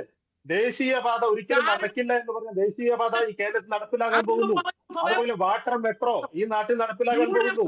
അങ്ങനെ തുടങ്ങി ഓരോ മേഖലയിലും ഈ നാട് വികസനത്തിന്റെ വലിയ സ്വപ്നങ്ങൾ ഓരോന്നായി യാഥാർത്ഥ്യമാക്കിക്കൊണ്ടിരിക്കുമ്പോ നിങ്ങൾക്ക് അസ്വസ്ഥതയുണ്ടാകും. നിങ്ങൾ ഈ നാട് പുരോഗമിക്കുമ്പോ നിങ്ങൾക്ക് അസ്വസ്ഥതയുണ്ടാകും. BJP-യുടെ ഒരു ഓഫീസിൽ നിന്നാണ്, RSSന്റെ കാര്യാലയത്തിൽ നിന്നാണ്, അല്ലെങ്കിൽ കേന്ദ്ര ഗവൺമെന്റിന്റെ ഓഫീസിൽ നിന്നാണ് ഈ പ്രതിഷേധം എന്നെങ്കിൽ നമുക്ക് മനസ്സിലാകും. ഇത് കേരളത്തിലെ ജനങ്ങൾക്ക് വേണ്ടി പ്രവർത്തിക്കുമ്പോൾ, കേരളത്തിലെ പാവപ്പെട്ട വേണ്ടി പ്രവർത്തിക്കുന്ന ഒരു ഗവൺമെന്റ് കേരളത്തിൽ ഉണ്ടാകുമ്പോൾ, ഇവിടെ പെൻഷൻ വിതരണം ചെയ്യുമ്പോൾ, ഇവിടെ റോഡ് വികസനം ഉണ്ടാകുമ്പോൾ, ഇവിടെ വാട്ടർ മെട്രോ ഉണ്ടാകുമ്പോൾ, വിഴിഞ്ഞ പദ്ധതി നടപ്പിലാകുമ്പോ എന്ന് തുടങ്ങി എണ്ണിയാൽ ഒടുങ്ങാത്ത വികസന സ്വപ്നങ്ങൾ നിങ്ങൾക്ക് അസ്വസ്ഥത ഉണ്ടാകും. നിങ്ങളുടെ അസ്വസ്ഥത കൊണ്ടാണ് നിങ്ങൾ ഈ പറയുന്ന ശശി തരൂരിനെ ഭീഷണിപ്പെടുത്താനും ശശി തരൂരിനെ ഡൽഹിയിൽ കൊണ്ടുപോയി ഭീഷണിപ്പെടുത്തി അത് തിരുത്താനും ഒക്കെയുള്ള ശ്രമങ്ങൾ നിങ്ങളുടെ ഭാഗത്തുണ്ടായിട്ടുള്ളത്. നമ്മൾ നമ്മുടെ ഈ നാടിന്റെ വികസനത്തെ കുറിച്ച് സംസാരിക്കുന്നത്. ഇപ്പൊ ഇവിടെ കേരള എന്ന ഒരു പദ്ധതി ഉണ്ടായിരുന്നു. അതിൽ പങ്കെടുക്കില്ല, അല്ലെങ്കിൽ അതിൽ നിന്ന് മാറി നിൽക്കാൻ തീരുമാനിച്ചിരുന്ന പ്രതിപക്ഷ നേതാവിനെ പോലും അതിൽ പങ്കെടുത്തുകൊണ്ട് കേരളം മുന്നോട്ട് പോകുന്നു എന്ന് പറയിപ്പിക്കാൻ സാധിച്ചിട്ടുണ്ടെങ്കിൽ അത് ഈ കേരള ഗവൺമെന്റിന്റെ ഇച്ഛാശക്തിയാണെന്ന കാര്യത്തിൽ ഒരു തർക്കവുമില്ല. അതായത് ഷാനിബ്, ഞാൻ വളരെ പെട്ടെന്ന് വസന്തിലേക്ക് പോകുന്നതിന് മുമ്പ് ഇനിയും ഈ CPIM-ന്റെ പാർട്ടി പരിപാടികൾ അല്ലെങ്കിൽ അതിന്റെ വർഗ സംഘടനകളുടെ പാർട്ടി പരിപാടികളിലേക്കൊക്കെ തരൂരിനെ ക്ഷണിക്കാൻ സാധ്യത ഉണ്ടോ? അല്ല, നമ്മുടെ ഇപ്പോ കഴിഞ്ഞ DYFI പോലെയുള്ള സംഘടനകളൊക്കെ ഇത്തരത്തിലുള്ള പരിപാടികൾ സംഘടിപ്പിക്കാറുണ്ട്. ഇപ്പോ YLF പോലെയുള്ള പരിപാടികൾ സംഘടിപ്പിച്ചു. അതുപോലെ തന്നെ YLF-ന്റെ ജില്ലാ തലത്തിലുള്ള പരിപാടികൾ, ഇപ്പൊ യൂത്ത് കോൺഗ്രസിന്റെ സംസ്ഥാന വൈസ് പ്രസിഡന്റ് ആയിട്ടുള്ള അബിൻ വർക്കി നമ്മുടെ YLF-ന്റെ ഒരു വേദിയിൽ അദ്ദേഹം പങ്കെടുത്തിട്ടുണ്ട്. അങ്ങനെ കേരളത്തിന്റെ വ്യത്യസ്ത മേഖലകളിലൊക്കെ നമ്മൾ അത്തരത്തിലുള്ള പരിപാടികൾ സംഘടിപ്പിക്കുമ്പോൾ അതിലേക്ക് പൊതുമേഖലയിൽ പ്രവർത്തിക്കുന്ന, രാഷ്ട്രീയത്തിന് അതീതമായി ജനാധിപത്യ മതേതര കാഴ്ചപ്പാടോടുകൂടി പ്രവർത്തിക്കുന്നു എന്ന് വിശ്വസിക്കുന്ന സംഘടനകളെ ഇത്തരം പരിപാടികൾ വിളിക്കുക എന്നുള്ളത് കഴിഞ്ഞ കുറെ കാലങ്ങളായി CPM മുന്നോട്ട് വെക്കുന്ന ആശയമാണ്. ഇപ്പൊ KV തോമസിനെ പോലെയുള്ള ഒരാൾ CPM-ന്റെ സെമിനാറിൽ പങ്കെടുത്തതിന്റെ പേരിൽ ആണല്ലോ അദ്ദേഹത്തെ പുറത്താക്കുന്ന സാഹചര്യം തന്നെ ഉണ്ടായത്. ഇവിടെ അത്തരത്തിലുള്ള ആളുകളെ ഉൾപ്പെടെ മുഴുവൻ ആളുകളെയും മതേതരത്വത്തിൽ വിശ്വസിക്കുന്ന സംഘടനകൾ പ്രവർത്തിക്കുന്ന ആളുകളെയൊക്കെ ഇത്തരം പരിപാടികൾ ക്ഷണിക്കാറുണ്ട്. പലരും വരാറുണ്ട്, പലരും വരാറില്ല. അത് വ്യക്തമാണ്. ശ്രീ വസന്ത്, ഇവിടെ സൂചിപ്പിച്ച വിഷയം, അതായത് ഇപ്പോൾ ഷാനിബ് തന്നെ കുറേയേറെ വികസന വിഷയങ്ങൾ പറയുന്നു. വികസന വിഷയങ്ങൾ ഇപ്പോൾ ഏതാനും ദിവസങ്ങൾക്ക് മുമ്പാണ് കേരളത്തിൽ ഒരു നിക്ഷേപക സംഗമം നടക്കുന്നത്. അവിടെ ഷാനിബ് തന്നെ സൂചിപ്പിച്ചൊരു കാര്യമുണ്ട്. അതായത് ഇതിപ്പോൾ BJP-യുടെ ഓഫീസിൽ നിന്നാണ് എങ്കിൽ എന്ന് പറയുന്ന ഈ BJP-യുടെ നേതാക്കന്മാർ കൂടിയായിട്ടുള്ള കേന്ദ്രമന്ത്രിമാർ ഉൾപ്പെടെ ആ നിക്ഷേപക സംഗമത്തിൻ്റെ ഭാഗമാകുന്നു. ഒരു പക്ഷേ പ്രതിപക്ഷ പാർട്ടിയിൽ നിന്നുള്ള ആളുകളൊക്കെ അതിൽ പങ്കെടുക്കുമ്പോൾ അവിടെ നമുക്ക് വികസന വിഷയങ്ങൾ വരുമ്പോൾ എല്ലാവരും രാഷ്ട്രീയത്തിന് അതീതമായി ഒരുമിച്ച് നിൽക്കുക എന്നുള്ളതാണ്. ഞാൻ ആ പ്രോഗ്രാം ശ്രദ്ധിച്ച ഒരാൾ ആണ്. അവിടെ നിതിൻ ഗഡ്കരിയെ പോലെയുള്ള നേതാക്കളൊക്കെ രാഷ്ട്രീയം തെല്ലും പറഞ്ഞില്ല എന്ന് മാത്രവുമല്ല, കേരളം അത് നിക്ഷേപത്തിന് പറ്റുന്ന ഇടമാണ്, ഒട്ടേറെ വികസന പദ്ധതികൾ കേരളത്തിൽ നടപ്പിലാക്കും, കേന്ദ്രം എല്ലാ തരത്തിലും പിന്തുണയ്ക്കും. അവിടെ ഒരു കേന്ദ്രമന്ത്രി പ്രതിപക്ഷ നേതാവിനെയും മുഖ്യമന്ത്രിയെയും ഒക്കെ കൈകൊടുപ്പിക്കുന്ന, ഒരുമിച്ച് നിർത്തുന്ന ഒരു കാഴ്ചയുണ്ട്. അത് ഒരു ഭാഗത്ത് നമുക്കൊക്കെ വേണ്ടതാണ് ശ്രീ വസന്ത്. പക്ഷേ കോൺഗ്രസിനെ സംബന്ധിച്ച് അല്ലെങ്കിൽ BJP-യെ സംബന്ധിച്ചിടത്തോളം BJP-യുടെ ഒരു നേതാക്കളും അങ്ങനെയൊരു വേദിക്ക് പുറത്ത് സംസ്ഥാന സർക്കാരിനെ പ്രകീർത്തിക്കുകയോ കേരളത്തിൻ്റെ വികസന നേട്ടങ്ങളെക്കുറിച്ച് ലേഖനം എഴുതുകയോ ഒന്നും ചെയ്യില്ല. അവിടെയാണ് ശശി തരൂരിനെ പോലെയുള്ളവരുടെ ഭാഗത്ത് നിന്നുണ്ടാകുന്ന വീഴ്ച. അത് ഈ ശ്രീകുമാർ സാറ് പറയുന്നത് പോലെ പാർട്ടിക്കുണ്ടാക്കിയ ഡാമേജ് ഈ തിരുത്തോടുകൂടി അവസാനിച്ചു എന്ന് വിലയിരുത്താൻ പറ്റുമോ? അല്ല, അത് ശ്രീകുമാർ സാർ പറഞ്ഞതിൻ്റെ അകത്ത് വളരെ കൃത്യമായ രാഷ്ട്രീയം അദ്ദേഹം പറഞ്ഞു വെച്ചു. ഞാൻ ഇനി അതിൽ കമന്റ് ചെയ്യേണ്ട കാര്യമില്ല. ശ്രീകുമാർ സാറ് കോൺഗ്രസിന് അന്യനൊന്നുമല്ല, അദ്ദേഹം കോൺഗ്രസിന്റെ ഭാഗമാണ് എന്ന് തന്നെയാണ് ഞങ്ങളെ സംബന്ധിച്ച് അങ്ങനെ തന്നെയാണ്. അപ്പൊ അദ്ദേഹം അതിൻ്റെ അകത്തൊരു കൃത്യമായ സൈറ്റേഷൻ, എത്രയോ കാലത്തെ മാധ്യമ പ്രവർത്തന രംഗത്ത് പരിചയമുള്ള ആളാണ്, എത്രയോ കാലത്തെ രാഷ്ട്രീയം കണ്ട ആളാണ്, അദ്ദേഹം കൃത്യമായി പറഞ്ഞു. ഇനി അതിൻ്റെ അകത്ത് അതിന് മുകളിൽ കടന്നു പറയാൻ മാത്രം ഞാൻ യോഗ്യനുമല്ല, ഞാൻ പറയാൻ താല്പര്യപ്പെടുന്നുമില്ല. ഇനി ഷാനിബുമായി ബന്ധപ്പെട്ട കാര്യങ്ങൾ പറയാനുണ്ട്. ഒന്ന്, അങ്ങയുടെ ഒരു ചോദ്യമുണ്ടല്ലോ, ഈ രണ്ടാമത്തെ എന്നോടുള്ള ചോദ്യത്തിൽ അങ്ങ് പറഞ്ഞു നിതിൻ ഗഡ്കരി കേന്ദ്ര PWD മിനിസ്റ്റർ അവിടെ വന്നിട്ട് യാതൊരു രാഷ്ട്രീയവും പറഞ്ഞില്ല. പക്ഷേ പീയൂഷ് ഗോയൽ അവിടെ വന്ന് ചില സത്യങ്ങൾ പറഞ്ഞിരുന്നു. അത് അങ്ങ് കേട്ടായിരുന്നോ? അത് ഷാനിബ് എന്തായിരുന്നു പീയൂഷ് ഗോയൽ പറഞ്ഞത്? പീയൂഷ് ഗോയൽ അങ്ങനെ അടച്ചല്ല പറഞ്ഞത്. അദ്ദേഹം ചില കാര്യങ്ങൾ ശ്രദ്ധിക്കണം, ടൂറിസം പോലെയുള്ള സാധ്യതകൾ പ്രയോജനപ്പെടുത്തണം, ആരോഗ്യ മെഡിക്കൽ ടൂറിസത്തിന് സാധ്യതകളുണ്ട്, അതൊക്കെ പറഞ്ഞത് തന്നെയാണ്. അല്ല അഭിലാഷ്, പീയൂഷ് ഗോയൽ പറഞ്ഞത് ആ വേദി വിട്ടിറങ്ങുമ്പോൾ മാധ്യമങ്ങൾ ചോദിക്കുന്നു, സർ മിനിസ്റ്റർ ഇതാ നോക്കൂ കേരളം സ്റ്റാർട്ടപ്പുകളുടെ കാര്യത്തിൽ ഒന്നാമതാണ് എന്ന് പി രാജീവ് ഇവിടുത്തെ മന്ത്രി പറഞ്ഞു, ശരിയാണോ, അങ്ങനെ ഒരു റാങ്കിങ് ഉണ്ടോ എന്ന് ചോദിക്കുമ്പോൾ ആ റാങ്കിങ് ഞങ്ങൾ പണ്ടേ നിർത്തിയതാണെന്ന് പീയൂഷ് ഗോയൽ പറഞ്ഞു. അത് റിപ്പോർട്ട് ചെയ്തില്ലേ? അതെന്തുകൊണ്ടാണ്? ഞാൻ അതാണല്ലോ പറഞ്ഞത്. അവിടെയാണ് പ്രശ്നം. ഞാൻ പറഞ്ഞത് എന്താണ് താങ്കൾ ശ്രദ്ധിച്ചില്ല. അതായത് ഒരു വേദി, ആ വേദിയുടെ പ്രാധാന്യം അവർക്കറിയാമെന്നാണ് ഞാൻ പറഞ്ഞത്. ഞാൻ അത് തന്നെയാണ് ഉദ്ധരിച്ചത് ശ്രീ വസന്ത്. അതായത് ഒരു നിക്ഷേപക സംഘം, അവിടെയെല്ലാം നമുക്ക് വികസനത്തെക്കുറിച്ച് പറയാം. അതിന് പുറത്ത് ശശി തരൂരിന് വികസനത്തെക്കുറിച്ച് പറയാം. അദ്ദേഹം ഇതാ ഈ ഡിവൈഎഫ്ഐ ക്ഷണിക്കുന്ന സെമിനാറിൽ പങ്കെടുക്കട്ടെ, അവിടെ അദ്ദേഹം സാധ്യതകളെക്കുറിച്ച് സംസാരിക്കട്ടെ. അതാണ് ഞാൻ ഉദ്ദേശിച്ചത്. ശ്രീ അഭിലാഷ്, തരൂരിന്റെ ഞാനൊരു കാര്യം ചോദിക്കട്ടെ. ഇപ്പൊ ഷാനിബ് തരൂര് തിരുത്തിയതിനെയൊക്കെ വലിയ മുക്തകണ്ഠം അങ്ങ് എതിർക്കുകയാണ്. അദ്ദേഹം പറഞ്ഞു ജൻപത്തിലേക്ക് വിളിച്ചു വരുത്തി AICC ഭീഷണിപ്പെടുത്തി എന്നൊക്കെ. ഷാനിബിന് രാഷ്ട്രീയ നിലപാട് തിരുത്താമായിരുന്നു. അപ്പൊ തരൂർ ഒരു ലേഖനത്തിൽ എഴുതിയ നിലപാട് തിരുത്തിയപ്പോ ഓഹോ അതെങ്ങനെയാ ശരിയാവുന്നത്? ഷാനിബിന് തിരുത്താമെങ്കിൽ തരൂരിന് തിരുത്തിയാലെന്താ കുഴപ്പം? തരൂര് പറഞ്ഞ കാര്യങ്ങൾ തെറ്റാണ്. അദ്ദേഹം ആദ്യം ഒരു ലേഖനത്തെ ഉദ്ധരിച്ചുകൊണ്ട്, പി രാജീവ് മുമ്പോട്ട് വെച്ച കണക്കുകളെ ഉദ്ധരിച്ചുകൊണ്ട് ഒരു ലേഖനം പുറപ്പെടുവിക്കുന്നു. രണ്ടാമത് അദ്ദേഹം മറ്റൊരു കണക്കിന്റെ പുറത്താണ് ആദ്യത്തെ കണക്കുകൾ തെറ്റാണെങ്കിൽ ഇതാണ് ശരി എന്ന് പറഞ്ഞുകൊണ്ട് പറയുന്നത്. എന്താ അതിൽ തെറ്റ്? എന്താ പ്രശ്നം? പിന്നെ ഷാനിബിനെ ഞാൻ വെല്ലുവിളിക്കുകയാണ്.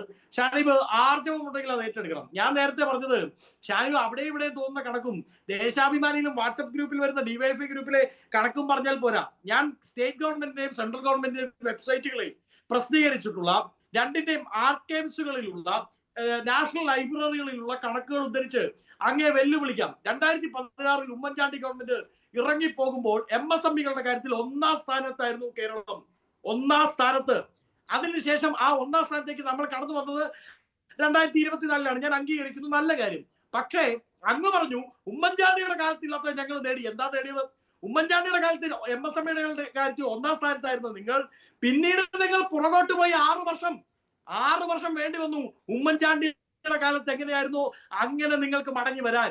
ഇനി നിങ്ങൾ പറയുന്ന സ്റ്റാർട്ടപ്പുകളുടെ കഥ, ഞാൻ പറഞ്ഞല്ലോ സ്റ്റാർട്ടപ്പ് മിഷൻ രൂപം കൊടുത്തത് ഏത് ഗവൺമെന്റ് ഷാനിബേ? ആ ഗവൺമെന്റിന്റെ പേര് ഉമ്മൻചാണ്ടി ഗവൺമെന്റ് എന്നാണ്. ഇനി കേരളത്തിൽ ഏറ്റവും കൂടുതൽ സ്റ്റാർട്ടപ്പുകൾ രജിസ്റ്റർ ചെയ്യുന്ന കിൻഫ്ര ആരുടെ കാലത്താണ് വന്നത് ശ്രീ ഷാനിബേ? അത് UDF ഗവൺമെന്റിന്റെ കാലത്താണ്. അന്ന് കിൻഫ്രക്കെതിരെ സമരം ചെയ്ത ആരാ? അങ്ങ് ഇന്ന് നിലകൊള്ളുന്ന DYFI ആണ്. രണ്ടാമതായി കേരളത്തിൽ ഏറ്റവും കൂടുതൽ വ്യവസായങ്ങൾ വരുന്ന, ഏറ്റവും കൂടുതൽ തൊഴിൽ സൃഷ്ടിക്കപ്പെടുന്നത് ഇൻഫോ പാർക്കാണ്. ആ ഇൻഫോ പാർക്കിനെതിരെ സമരം ചെയ്ത ആരാ? അതും DYFI ആണ്. മൂന്നാമതായി സ്മാർട്ട് സിറ്റിക്കെതിരെ കേസ് കൊടുത്ത് ഹൈക്കോടതിയിൽ ഹർജി കൊടുത്തതാരാ? ആ ഹർജിക്കാരന്റെ പേര് പി രാജീവ് എന്നാണ്. പഴയ DYFIയുടെ നേതാവാണ്, ഇന്ന് നിങ്ങളുടെ മന്ത്രിയാ.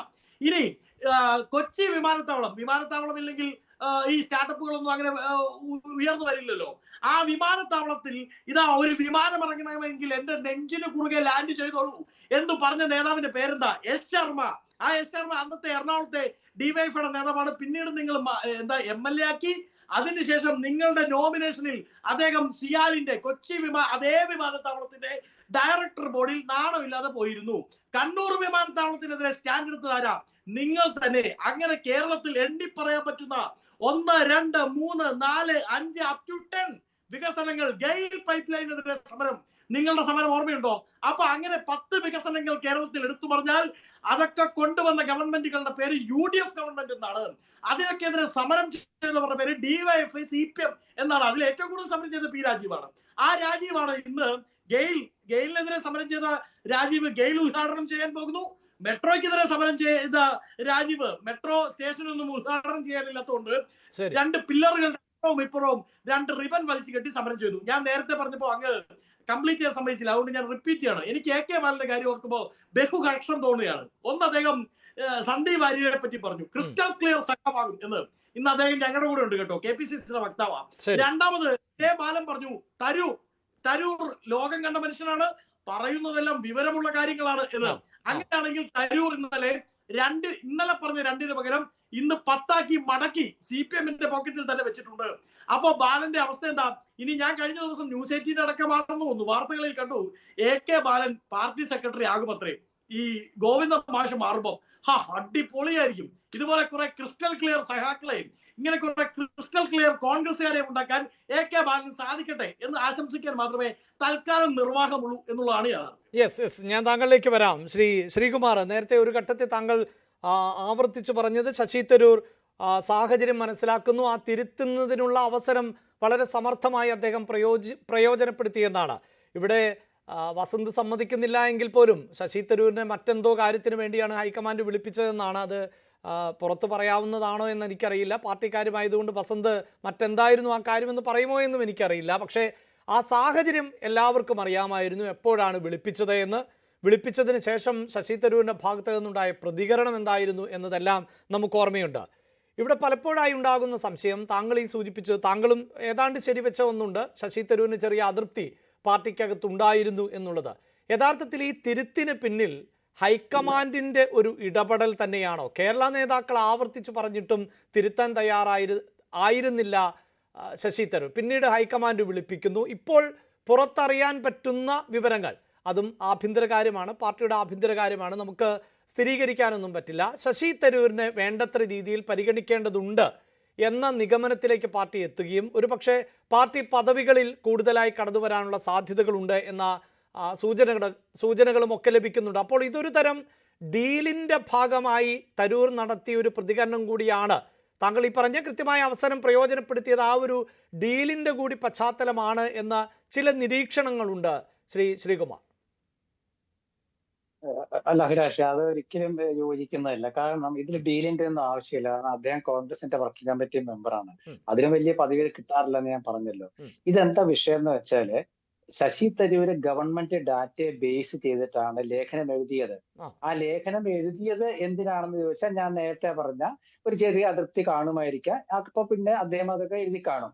പക്ഷേ അത് എഴുതിയപ്പോൾ അദ്ദേഹത്തിന് ഒരു 2-3 വർഷം മുമ്പ് ലഭിച്ച പോലത്തെ ഒരു പിന്തുണ കിട്ടിയില്ല കോൺഗ്രസിൽ നിന്ന്. അത് ഒരാൾ പോലും, ഒരു MP കൂടെ നിന്നില്ല, ഒരു കോൺഗ്രസ് നേതാവ് അദ്ദേഹത്തിന് കൂടെ നിന്നില്ല. കാരണം അത്രയും വലിയൊരു സംഘർഷഭരിതമായ രാഷ്ട്രീയമാണ് കേരളത്തിൽ ഇപ്പോൾ ഉള്ളത്. അവിടെ UDF ഇങ്ങനെ മുള്ളിൽ നിന്നുകൊണ്ട് LDFനെ എതിർക്കുമ്പോൾ LDFനെ സഹായിക്കുന്ന രീതിയിൽ ഒരു പെരുമാറ്റം ഉണ്ടായപ്പോഴുള്ള അതൃപ്തിയാണ് വന്നത്. പിന്നെ രണ്ടാമത്തെ കാര്യം, ഇത് ജനങ്ങള് വിശ്വസിക്കില്ല ശശി തരൂരിനെ ഇങ്ങനെ തിരിച്ചെഴുതിയില്ലെങ്കിൽ. കാരണം ഇപ്പൊ 3,40,000-ത്തിലധികം സ്റ്റാർട്ടപ്പുകൾ കേരളത്തിൽ വന്നുകൊണ്ട് മന്ത്രി രാജീവ് പറഞ്ഞത്, ഒരു സ്റ്റാർട്ടപ്പ് ഒരിടത്ത് കാണിക്കാൻ ഇവർക്ക് പറ്റിയിട്ടില്ല. ഇപ്പൊ എന്റെ സുഹൃത്ത് ഷാനിബിനടക്കം അങ്ങനെ പറയാൻ പറ്റുന്ന, വെറുതെ പറയാന്നല്ലാണ്ട് എവിടെ സ്റ്റാർട്ടപ്പ്? ഇപ്പൊ രജിസ്റ്റർ ചെയ്ത, അതായത് നവീകരണത്തിനായി കൊണ്ടുവന്നവയെ പോലും സ്റ്റാർട്ടപ്പായിട്ട് കണക്കാക്കുന്ന ഒരു അവസ്ഥയുണ്ടെന്നാണ് ഇന്നത്തെ അവസ്ഥ. അപ്പൊ അങ്ങനെയൊക്കെ വരുമ്പോൾ ജനങ്ങൾ വിശ്വസിക്കില്ല. കാരണം തൊഴിലില്ല, ജനങ്ങളുടെ മുമ്പിൽ തൊഴിലില്ല. ആശാവർക്കന്മാരുടെ സമരം ഏറ്റവും ഒടുവിലത്തെ ഒരു വാർത്തയായിട്ട് നമ്മൾ കാണുന്നു. അപ്പൊ അത് മാത്രമല്ല, ഗവൺമെന്റിന്റെ ഭാഗത്തുനിന്ന് ഇത്രയും തൊഴിൽ സംരംഭങ്ങൾ ഉണ്ടാവുകയാണെങ്കിൽ തൊഴിൽ എവിടെയെന്നൊരു ചോദ്യം ഉദിക്കും. അതിനാരാ ഉത്തരം പറയാ? ശശി തരൂരെ പറഞ്ഞത് ഗവൺമെന്റ് ബേസ്ഡ് ഡാറ്റ വെച്ച്, ഗവൺമെന്റ് ഡാറ്റയുടെ ബേസ് വെച്ചുകൊണ്ടാണ് ഞാൻ എഴുതിയത്, അത് തെറ്റാണെന്ന് പറഞ്ഞാൽ ഞാൻ തിരുത്താന്നുള്ളതാണ്. ഹൈക്കമാൻഡ് ഇതിലെല്ലാം ഒരു ഭീഷണിപ്പെടുത്തുന്ന സ്വഭാവമൊന്നുമില്ല. ഹൈക്കമാൻഡിന്റെ മുമ്പിൽ ഈ വിഷയം എത്തിയപ്പോൾ അവർ പറഞ്ഞത്, നടക്കാനിരിക്കുന്ന തെരഞ്ഞെടുപ്പില് ഏറ്റവും നിർണായകമായ തെരഞ്ഞെടുപ്പ് കേരളത്തിലാണ്. കാരണം മറ്റേത് സംസ്ഥാനത്തെക്കാട്ടിലും കേരളത്തിലെ ഒരു മുഖ്യമന്ത്രി കോൺഗ്രസിന് ഉണ്ടായാൽ അത് 5 വർഷത്തെ ഉറച്ച മുഖ്യമന്ത്രിയാണ്. അത് കളയാൻ കോൺഗ്രസ് പ്രിയങ്ക ഗാന്ധി MP ആയ കേരളത്തിലെ സമ്മതിക്കില്ല. അതിന്റെ അടിസ്ഥാനത്തില് കേരളത്തിലെ കോൺഗ്രസ് പ്രവർത്തകരുടെ, നേതാക്കളുടെ അല്ല, പ്രവർത്തകരുടെ പൊതുവികാരം കണക്കാക്കിക്കൊണ്ട് ഹൈക്കമാൻഡ് തീരുമാനമെടുത്തു. ഇവിടെ CPMന്റെ ഭൂതകാല ചെയ്തികൾ കൂടി പരിശോധിക്കേണ്ട ഒരു അവസ്ഥയുണ്ട്. കാരണം ഇവര് ഏത് ഘട്ടത്തിലും കോൺഗ്രസിലെ ഏതെങ്കിലും ഒരു നേതാവ് ഒരു ചെറിയ ചലനം ഉണ്ടാക്കിയാൽ അവരെ സ്വീകരിക്കുന്ന സ്വഭാവം ഉണ്ടല്ലോ. ഞാൻ വിശദീകരിക്കുന്നില്ല, പക്ഷെ 3 കാര്യം പറയാം. ഒന്ന്, പാലക്കാട് പ്ലീനം നടക്കുന്ന സമയത്ത് ഇടഞ്ഞു നിന്നിരുന്ന കേരള കോൺഗ്രസ് നേതാവ് KM മാണിയെ സെമിനാറിലേക്ക് ക്ഷണിച്ചു. അതിനുശേഷം KV തോമസ് മാഷ് ക്ഷണിച്ചു. പിന്നെ ശശി തരൂരിനെ ക്ഷണിക്കുന്നു. ഇതിനിടയ്ക്ക് ഒരുപാട് കോൺഗ്രസ് നേതാക്കളെയൊക്കെ അവർ ക്ഷണിച്ചു. അപ്പൊ ഇങ്ങനെയൊക്കെ വരുന്നത് എന്തുകൊണ്ടാണ്? അവർക്ക് പറയാൻ ന്യായീകരണമില്ല. അവരുടെ കണക്കുകൾ അവർ പറഞ്ഞാൽ ജനങ്ങൾ വിശ്വസിക്കാത്തത് കൊണ്ട്, ആളുകൾ വിശ്വസിക്കുന്ന വിശ്വാസയോഗ്യമുള്ള ഏതെങ്കിലും നേതാവ് പറഞ്ഞാൽ എന്നൊരു രാഷ്ട്രീയം അവരുടെ മുന്നിൽ വന്നു. അതുകൊണ്ട് അവർ ശശി തരൂരിന്റെ കയ്യിൽ പിടിച്ചു. ഇത് ശശി തരൂരിന് മനസ്സിലായി. ശശി തരൂരിന് മനസ്സിലായത് കേരളീയ പൊതുസമൂഹം CPMന്റെ ഒപ്പം ചിന്തിക്കുന്നില്ലെന്ന് മനസ്സിലായി. അങ്ങനെ ചിന്തിക്കുന്നില്ല എന്ന് ബോധ്യപ്പെട്ട സാഹചര്യത്തിൽ അദ്ദേഹത്തിന് കൃത്യമായ ഡാറ്റ ടൈംസ് ഓഫ് ഇന്ത്യ ഇന്ന് കൊടുത്തു. ടൈംസ് ഓഫ് ഇന്ത്യയുടെ 1-ാം പേജിൽ വന്ന വളരെ വ്യക്തമായ റിപ്പോർട്ടിലും അതിനുശേഷം അവരുടെ തുടർ പേജുകളിൽ തന്ന റിപ്പോർട്ടും ഒക്കെ കൃത്യമായിട്ട് പറയുന്നുണ്ട് ഗവൺമെന്റ് പറയുന്നത് ശരിയല്ല. അങ്ങനെ വരുമ്പോൾ കേരളത്തിലെ വ്യവസായ സംരംഭത്തെ കുറിച്ച് ശശി തരൂർ തിരുത്തേണ്ടി വരും. അല്ലെങ്കിൽ നാളെ ജനങ്ങൾ ചോദിക്കും, നിങ്ങൾ എന്താ തിരുത്താതിരുന്നത്? ഡാറ്റ തെറ്റാണല്ലോ. മറ്റേ ഏതോ ഒരു സൈറ്റിൽ കണ്ട കണക്ക് വെച്ചിട്ടാണ് ഇങ്ങനെ എഴുതിയത്, അത് തിരുത്തുക. ടൈംസ് ഓഫ് ഇന്ത്യ രേഖകൾ അടക്കം വരുന്നു. ഇതിന് മറുപടി ഇനി പറയേണ്ട ശശി തരൂരല്ല, ഇതിന് മറുപടി പറയേണ്ടത് വ്യവസായ മന്ത്രി പി രാജീവ. പി രാജീവ് നാളെ അസംബ്ലി ചേരാതിരിക്കുകയാണ്. പി രാജീവ് പറയണം ശശി തരൂർ ലേഖനം തിരുത്തിയപ്പോൾ അതിന് മറുപടി പറയണം. കേരളത്തിലെ ജനങ്ങളോടുള്ള മറുപടി പറയേണ്ട, ജനങ്ങളുടെ മറുപടി പറയേണ്ട. കാരണം ജനങ്ങൾക്ക് CPM കുറിച്ച് അറിയാം. പക്ഷേ ശ്രീ ഷാനിബ് ഉൾപ്പെടുന്ന DYFI പ്രവർത്തകരോടും CPM പ്രവർത്തകരോടും പറയണം, ഇതാ തെറ്റുപറ്റിയത് ഗവൺമെന്റിനാണ് എന്ന് പറയണം. അത് പറയാത്തടത്തോളം കാലം ഈ ശശി തരൂരിന്റെ പഴയ ലേഖനത്തെ പൊക്കിപ്പിടിച്ചുകൊണ്ട് അവർക്ക് കുറച്ചു കാലം മുന്നോട്ട് പോകാൻ പറ്റുന്ന മാത്രമേ ഉള്ളൂ. അങ്ങനെ മുന്നോട്ട് പോകേണ്ട അവസ്ഥയിലാണ് നമ്മുടെ മുമ്പിലുള്ള പഴയകാല കണക്കുകൾ കൂടി വെളിച്ചത്ത് വരും. ഏത് കണക്കുകള്? ഈ സ്റ്റാർട്ടപ്പിനെ കുറിച്ചുള്ള കണക്കുകൾ. ആ കണക്കുകളെ സാധൂകരിക്കാവുന്ന ഒരു കണക്കും അല്ല, അത്തരം ചർച്ചകൾക്ക് ഒരുക്കമാണ് എന്ന് ഷാനിബ് പറഞ്ഞു കഴിഞ്ഞല്ലോ. അത് ചർച്ചയല്ലല്ലോ നടത്തേണ്ടത്. ചർച്ച നടത്തുക എന്തടിസ്ഥാനത്തിലാ? ഗവൺമെന്റ് റിപ്പോർട്ട് ആവശ്യം. ചർച്ച ആർക്ക് നടത്താമല്ലോ. ഇപ്പൊ DYFI വേദിയിലെ മുഖ്യമന്ത്രി വന്നിട്ട് പറയുന്ന കാര്യങ്ങൾ ഇപ്പൊ ഇന്ന് ഗോവിന്ദ മാഷ് എന്താ പറഞ്ഞ അഭിലാഷേ, 20 വർഷം കൊണ്ട് കേരളം തൊഴിലില്ലായ്മ പരിഹരിക്കുന്നത്. അങ്ങനെയാണെങ്കിൽ 8 വർഷം കൊണ്ട് എത്ര തൊഴിലില്ലായ്മ പരിഹരിച്ചു? എന്നിട്ട് നമുക്ക് 20 വർഷം കൊടുക്കാം. 8 വർഷം കൊണ്ട് ഇവർ എത്ര തൊഴിലില്ലായ്മ പരിഹരിച്ചു? ഇല്ലായ്മ പരിഹരിച്ചെന്ന് മാത്രമല്ല, കഴിഞ്ഞ ആഴ്ചയല്ലേ സ്പോർട്സ് കോട്ടയില് ഒരു പോലീസ് ഉദ്യോഗസ്ഥനായിട്ട് ഒരാളെ നിയമിക്കാൻ കൃത്രിമം കാണിച്ചിട്ട് പരസ്യമായിട്ടുള്ള കായിക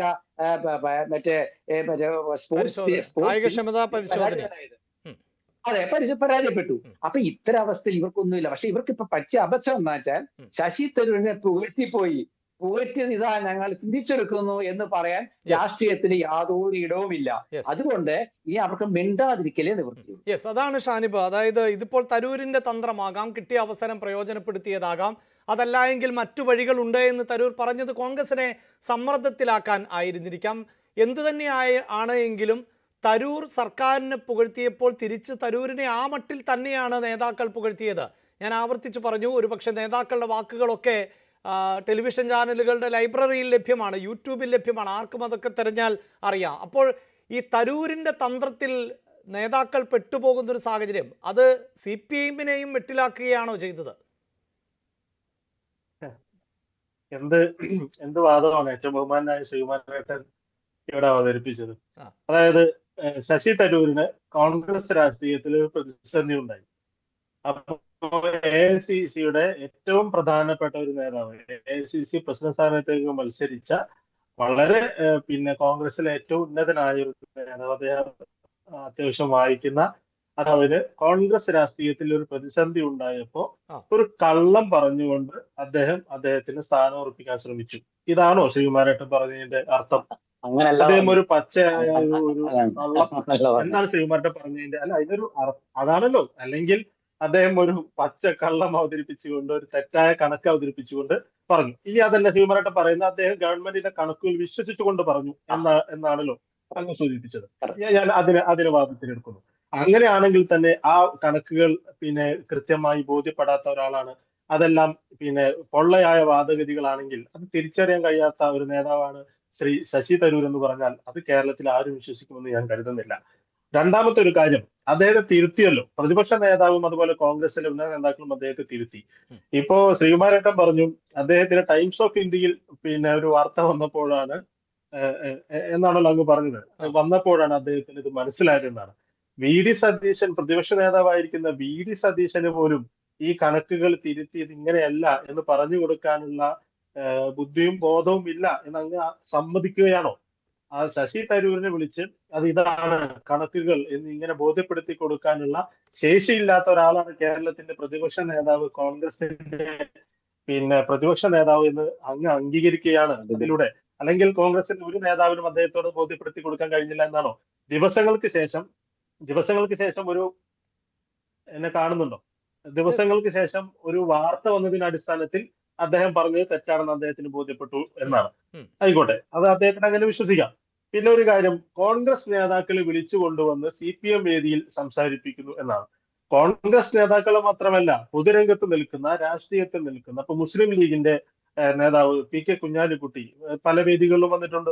CPM സംഘടിപ്പിക്കുന്ന അല്ലെങ്കിൽ രാഷ്ട്രീയ പാർട്ടി നേരിട്ട് നടത്തുന്ന പരിപാടികളല്ലാത്ത മറ്റു പരിപാടികൾ, പൊതുവായ പരിപാടികളിൽ, വികസനത്തെ കുറിച്ചുള്ള ചർച്ചകളിൽ, അതുപോലെ ഈ നാട് പിന്നെ പ്രതിസന്ധിയിലാകുന്ന ഘട്ടങ്ങളിലുള്ള നമ്മുടെ ചർച്ചകളിലൊക്കെ ഇത്തരത്തിൽ രാഷ്ട്രീയത്തിന് ചെയ്യുമ്പോൾ നമുക്ക് അറിയാമല്ലോ, പൗരത്വ വിഷയവുമായി ബന്ധപ്പെട്ട് പിന്നെ CPM നടത്തിയ സമരത്തിലേക്ക് എല്ലാവരെയും ക്ഷണിക്കുന്ന സാഹചര്യം ഉണ്ടായിരുന്നു. അങ്ങനെ എല്ലാവരെയും ക്ഷണിക്കേണ്ട പിന്നെ പരിപാടികളിലേക്ക് എല്ലാവരെയും ക്ഷണിക്കും, നേതാക്കൾ വരും, സംസാരിക്കും. അപ്പൊ ശ്രീകുമാരേട്ടൻ എന്താണ് പറഞ്ഞത്? ഞങ്ങൾ പറഞ്ഞാൽ, ഞാൻ പിന്നെ CPM നേതാക്കൾ പറഞ്ഞാൽ, അല്ലെങ്കിൽ പിണറായി വിജയൻ പറഞ്ഞാൽ വിശ്വസിക്കാത്ത കാര്യങ്ങൾ പ്രതിപക്ഷ നേതാവിനെ കൊണ്ടുവന്ന് അല്ലെങ്കിൽ കോൺഗ്രസിലെ നേതാക്കളെ കൊണ്ടുവന്ന് ഞങ്ങൾ പറയിപ്പിക്കുന്നു എന്നാണ്. ഞങ്ങൾ പറഞ്ഞു കൊടുത്തതിനനുസരിച്ച് ഞങ്ങളുടെ വേദിയിൽ വന്ന് പറയുന്ന ആളുകളാണ് കോൺഗ്രസ് നേതാക്കൾ എന്ന്. എന്തിനാണ് ഇങ്ങനെ പിന്നെ ആ പാർട്ടിയുടെ നേതാക്കൾ ഇങ്ങനെ അപഹസിക്കണമായിരുന്നോ? ആ പാർട്ടിയുടെ നേതാക്കൾ വന്ന് നമ്മുടെ വേദിയിൽ വെച്ച് CPM-ന്റെ വേദിയിൽ വന്ന് പറയുന്നത് മുഴുവൻ ഞങ്ങൾ എഴുതി കൊടുക്കുന്നതാണ് എന്ന് എങ്ങനെയാണ് അങ്ങേക്ക് പറയാൻ കഴിയുക? പ്രതിപക്ഷ നേതാവ് പോലും എന്താണ് പറഞ്ഞത്? വികസനത്തിന്റെ കാര്യത്തിൽ രാഷ്ട്രീയം നോക്കേണ്ടതില്ല എന്നാണ്. ഞങ്ങൾ ആ നിലപാടിനോട് യോജിക്കുന്നു. വികസനത്തിന്റെ കാര്യത്തിൽ ഒരു നാട് മുന്നോട്ട് പോകണം. ആ നാടിനെ കേന്ദ്ര ഗവൺമെന്റ് വരിഞ്ഞു മുറുക്കുമ്പോൾ, ഒരു വലിയ ദുരന്തത്തിന്റെ മുമ്പിൽ, വയനാട് ദുരന്തത്തിന്റെ മുമ്പിൽ പകച്ചുപോയി നിന്ന ഒരു തലമുറ, ഒരു സമൂഹത്തിന് മുമ്പിൽ നിങ്ങൾക്ക് വേണമെങ്കിൽ കടം തരാം, അത് കൊണ്ടുപോയി നിങ്ങൾ ഇത്ര ദിവസത്തിനുള്ളിൽ ഇന്ന പദ്ധതികൾ നടപ്പിലാക്കണമെന്ന് പറഞ്ഞ് വലിച്ചെറിഞ്ഞു തരുമ്പോ അതിന് മുമ്പിൽ ആർജവത്തോടു കൂടി ഈ നാടിന് വേണ്ടി ഒരുമിച്ച് നിൽക്കേണ്ടവരാണ് ഈ നാടിനെതിരെ സംസാരിക്കുന്നതെന്ന് ഈ നാട്ടിലെ ജനങ്ങൾ തിരിച്ചറിയുന്നുണ്ട്. കേന്ദ്ര ഗവൺമെന്റ് നമുക്കെതിരെ പ്രതിസന്ധി ഉണ്ടാക്കുമ്പോൾ, നമ്മളെ വരിഞ്ഞു മുറുക്കുമ്പോൾ, നമ്മളെ പിന്നെ ഈ നാട്ടിലെ ഇന്ത്യയിലല്ല കേരളം എന്ന മട്ടിൽ നമുക്കെതിരെ നിലപാട് സ്വീകരിക്കുമ്പോൾ അതിനെതിരെ ഒരുമിച്ച് നിൽക്കേണ്ട ഘട്ടത്തിലാണ്, വികസനത്തെ കുറിച്ചുള്ള ചർച്ചയുടെ വേദിയിലാണ് രാഷ്ട്രീയം പറയാൻ വേണ്ടി പിന്നെ നേതാക്കൾ ശ്രമിക്കുന്നത്. അത് ശരിയാണോ എന്ന് ശ്രീകുമാരേട്ടനെ പോലെയുള്ള വളരെ പിന്നെ രാഷ്ട്രീയത്തെ വളരെ നമ്മൾ വികസനം എന്നത് മാത്രമല്ല, അതിന്റെ രാഷ്ട്രീയം കൂടി ആണ് തരൂരിനെ പോലെ. നമുക്ക് ചർച്ച അവസാനിപ്പിക്കേണ്ടതുണ്ട്. അവിടെ എന്തോ കൂട്ടിച്ചേർക്കാണ്ട് വസന്ത്, ഞാൻ പെട്ടെന്ന് വരാം. ഞാൻ പറയട്ടെ, വസന്ത് പറഞ്ഞ കാര്യത്തിൽ ഇവിടെ സ്റ്റാർട്ടപ്പിൽ എത്രയാണ് ഉണ്ടായിരുന്നതെന്ന് പറഞ്ഞു. സ്റ്റാർട്ടപ്പിൽ 300 സ്റ്റാർട്ടപ്പുകളാണ് ഉമ്മൻചാണ്ടിയുടെ കാലത്ത് കേരളത്തിൽ ഉണ്ടായിരുന്നത്. ഇപ്പോൾ അത് 3900 പിന്നെ എണ്ണം LDF-ന്റെ കഴിഞ്ഞ 5 വർഷക്കാലം, അതിനുശേഷം വീണ്ടും കൂടിയിട്ടുണ്ട്. കഴിഞ്ഞ അങ്ങനെ ഷാനിബ്, ഒരുപക്ഷെ ഡേറ്റകളുടെ അടിസ്ഥാനത്തിൽ അങ്ങനെ ഒരു ചർച്ചയൊക്കെ നടക്കുന്നത് വളരെ നല്ലതാണ്. നമുക്ക് സമയപരിമിതിയുണ്ട്. ഏറ്റവും ഒടുവിൽ ശ്രീകുമാർ സാർ എന്തായിരുന്നു വളരെ പെട്ടെന്ന്? അല്ല, ഷാനിബ് രാഷ്ട്രീയം പറഞ്ഞോട്ടെ, പക്ഷെ എന്റെ മിസ്കോട്ട് ചെയ്യരുത്. ഞാൻ പറഞ്ഞതൊക്കെ ഇതിലെ ഈ ചാനലിൽ കിടപ്പുണ്ട്, അത് മിസ്കോട്ട് ചെയ്ത് പറയരുത്. ഞാൻ ഷാനിബ് രാഷ്ട്രീയം പറയാൻ വേണ്ടിയാണ് എന്നെ മിസ്കോട്ട് ചെയ്തെങ്കിൽ എനിക്ക് കുഴപ്പമില്ല, കാരണം നിങ്ങൾ രാഷ്ട്രീയക്കാരാണ്. പക്ഷെ അതല്ലെങ്കിൽ ഞാൻ പറഞ്ഞതെല്ലാം അവിടെ കിടപ്പുണ്ട്. ഞാൻ പറഞ്ഞതൊക്കെ വളരെ വ്യക്തമായിട്ട് തന്നെയാണ് പറഞ്ഞിരിക്കുന്നത്. അത് തെറ്റിദ്ധരിപ്പിച്ച് പറയരുതെന്ന് മാത്രമേ ഉള്ളൂ. ശ്രീ വസന്ത്, ഞാൻ കംപ്ലീറ്റ് ചെയ്യാം, പെട്ടെന്ന് കംപ്ലീറ്റ് ചെയ്യാം. ഈ CPM-ന് പണ്ട് ഒരു പരിപാടിയുണ്ട്. എന്താ? അപ്പുറത്തെ വീട്ടിൽ പുല്ല് കെട്ടിട്ട് ഇപ്പുറത്തെ വീട്ടിൽ പശുവിനെ വളർത്തുക. ഈ പരിപാടിയുടെ ഒരു അഗ്രഗണ്യനാണ് AK ബാലൻ. ശ്രീകുമാർ സാറിനോടാണ് ഷാനിബ് ചോദിച്ചെങ്കിലും ഞാൻ തിരിച്ചൊരു കാര്യം ചോദിക്കട്ടെ ഷാനിബേ, ഇങ്ങനെ ഏതെങ്കിലും വീട്ടിലെ പശു കാല് പൊക്കിയാൽ ഉടനെ കയറുമായിട്ട് ഓടരുതെന്ന് ബാലൻ സഖാവിനോട് പറഞ്ഞു കൊടുക്കാൻ പിണറായി വിജയന് പറ്റുന്നില്ലേ? അങ്ങനെ പറഞ്ഞു. എല്ലാ രാഷ്ട്രീയത്തിലും ഉള്ളതല്ലേ അങ്ങനെയുള്ള പശു വളർത്തല് ശ്രീ? അല്ലല്ല, ഞങ്ങള് പലതരം പശുവിനെ വളർത്തും. ഞങ്ങൾ വളർത്തുന്ന പശുവിന്റെ പേരിൽ അപ്പുറത്തെ പുല്ല് നടാൻ പിന്നെ അദ്ദേഹം പറഞ്ഞു CPM-ന്റെ വേദിയിൽ പ്രസംഗിക്കാൻ കോൺഗ്രസ് നേതാക്കൾ വരുമോ? അങ്ങനെ വന്ന ഒരാൾ ഇന്ന് തോമസ് മാഷ് നിങ്ങളുടെ കൂടെ ഉണ്ട്. ഞങ്ങളുടെ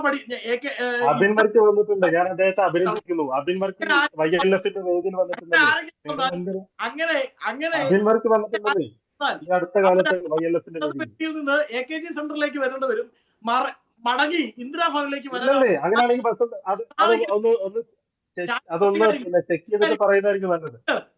ഒരു കാര്യം കൂടി, മറ്റൊരു ചാനൽ ചർച്ച ഉണ്ടെന്നാണ് അങ്ങ് പറയുന്നത് 3000-ആണ്. ഇനി അങ്ങനെ തന്നെ ഇരിക്കട്ടെ. 2015-ലാണ് കഴിഞ്ഞ പിണറായി ഗവൺമെന്റിന്റെ കാലത്താണ് പറഞ്ഞത്. കഴിഞ്ഞ UDF-ന്റെയും അത് കഴിഞ്ഞിട്ടുള്ള 5 വർഷക്കാലത്തെയും കാര്യമാണ് ഞാൻ പറഞ്ഞത്. ഒരുപാട് കാര്യങ്ങൾ അദ്ദേഹം പറഞ്ഞല്ലോ, അതിനൊന്നും പറഞ്ഞു പറയാൻ സമയം എനിക്ക് തന്നിട്ടില്ല. ഔദ്യോഗികമായി ഈ സംസ്ഥാനത്ത് വരുന്നത് ആ 2015 മുതലാണ് സ്റ്റാർട്ടപ്പുകളുടെ കണക്കെടുക്കുന്നത്. 2016 പാതിയായപ്പോൾ UDF ഗവൺമെന്റ് പോയി. ആ സമയം കൊണ്ട് ഏതാണ്ട് 1 വർഷത്തിൽ താഴെ സമയം കൊണ്ട് ഞങ്ങൾ 300 സ്റ്റാർട്ടപ്പ് ഉണ്ടാക്കി. നിങ്ങൾ പറയുന്നത് കഴിഞ്ഞ 10 വർഷം കൊണ്ട് 3000 സ്റ്റാർട്ടപ്പ് എന്നാണ്. അങ്ങനെയാണെങ്കിൽ 10 വർഷം കൊണ്ടല്ല, കഴിഞ്ഞ 5 വർഷത്തെ കണക്കാണ് ഞാൻ പറഞ്ഞത്. നിങ്ങൾക്ക് ഞാൻ UDFന്റെ 5 വർഷവും LDFന്റെ 5 വർഷവും തമ്മിലാണ് താരതമ്യം ചെയ്തത്. സ്റ്റാർട്ടപ്പുകൾക്ക് വേണ്ടി UDFന്റെ 5 വർഷവും LDFന്റെ 5 വർഷവുമാണ് താരതമ്യം അതെ ചെയ്തത്. അതെ, അതാണല്ലോ അവിടെ വസന്ത് പറഞ്ഞതിൽ ഈ സ്റ്റാർട്ടപ്പ് എന്ന വാചകമൊക്കെ നമ്മൾ കേട്ടു തുടങ്ങിയിട്ട് രാജ്യവ്യാപകമായി കേട്ടു തുടങ്ങിയ ഒരു കാലഘട്ടവും പ്രധാനമാണല്ലോ സ്റ്റാർട്ടപ്പ് എന്നുള്ളതാണ്. എന്ന് പറയുന്ന പേരിനെ കുറിച്ചാണ് ശരി. ചർച്ച. സ്റ്റാർട്ടപ്പ് എന്നുള്ള പേരിനെ കുറിച്ചല്ലോ. ശരി അതിന് മുമ്പത്തെ ഗവൺമെന്റുകൾ എന്തായാലും സമയം അവസാനിക്കുകയാണ്. ഏറ്റവും ഒടുവിൽ KPCC അധ്യക്ഷന്റെ ഒരു പ്രതികരണം വരുന്നുണ്ട്. അത് തരൂരിന് വളരെ അനുകൂലമാണ്. തരൂരിനെ കണ്ണിലെ കൃഷ്ണമണി പോലെ കാത്തു സൂക്ഷിക്കുമെന്നാണ്. വസന്ത്, നമുക്ക് ചർച്ച അവസാനിപ്പിക്കാം. തോമസിനെ മാറ്റിയതുപോലെ Yes, ശശി അങ്ങനെ തരൂരിനെ മാറ്റാം, വസന്തിനും മാറ്റാം. നാളുകളിൽ വസന്ത് എന്തായാലും വസന്ത് വസന്ത് നമ്മൾ ചർച്ച അവസാനിപ്പിക്കുന്നത് അങ്ങനെ പശു വളർത്തിയിട്ട് കാര്യമില്ല, ഞങ്ങൾ കണ്ണിലെ കൃഷ്ണമണി പോലെ സൂക്ഷിക്കും തരൂരിനെ എന്ന് KPCC അധ്യക്ഷൻ പറഞ്ഞു കഴിഞ്ഞു. യെസ്, ഒരു കാര്യം കൂടി, CPMന്റെ വലയിൽ നിൽക്കുന്ന മീനല്ല, പരൽ മീനല്ല തരൂർ എന്നത് CPM ഇപ്പോൾ മനസ്സിലായി കാണും. ഇനിയെങ്കിലും ഇന്ദിരാഭവനിലേക്കുള്ള എത്തിനോട്ടം കുറച്ച് നിങ്ങളുടെ ഏതെങ്കിലും നേതാക്കളെ ശരി. എന്തായാലും തരൂരിനെ തിരുത്തിച്ചത് ഹൈക്കമാൻഡോ എന്നായിരുന്നു ഓൺലൈൻ വഴി ഞങ്ങൾ പ്രേക്ഷകരോട് ചോദിച്ചത്. 79% പ്രേക്ഷകരും ഹൈക്കമാൻഡ് തന്നെയാണ് ശശി തരൂരിനെ തിരുത്തിച്ചത് എന്ന് പറയുന്നു. അല്ല എന്ന അഭിപ്രായം രേഖപ്പെടുത്തിയത് 15% ആളുകൾ ആണ്. പ്രൈം ഡിബേറ്റ് പൂർണ്ണമാകുന്നു. എല്ലാ അതിഥികൾക്കും നന്ദി, നമസ്കാരം.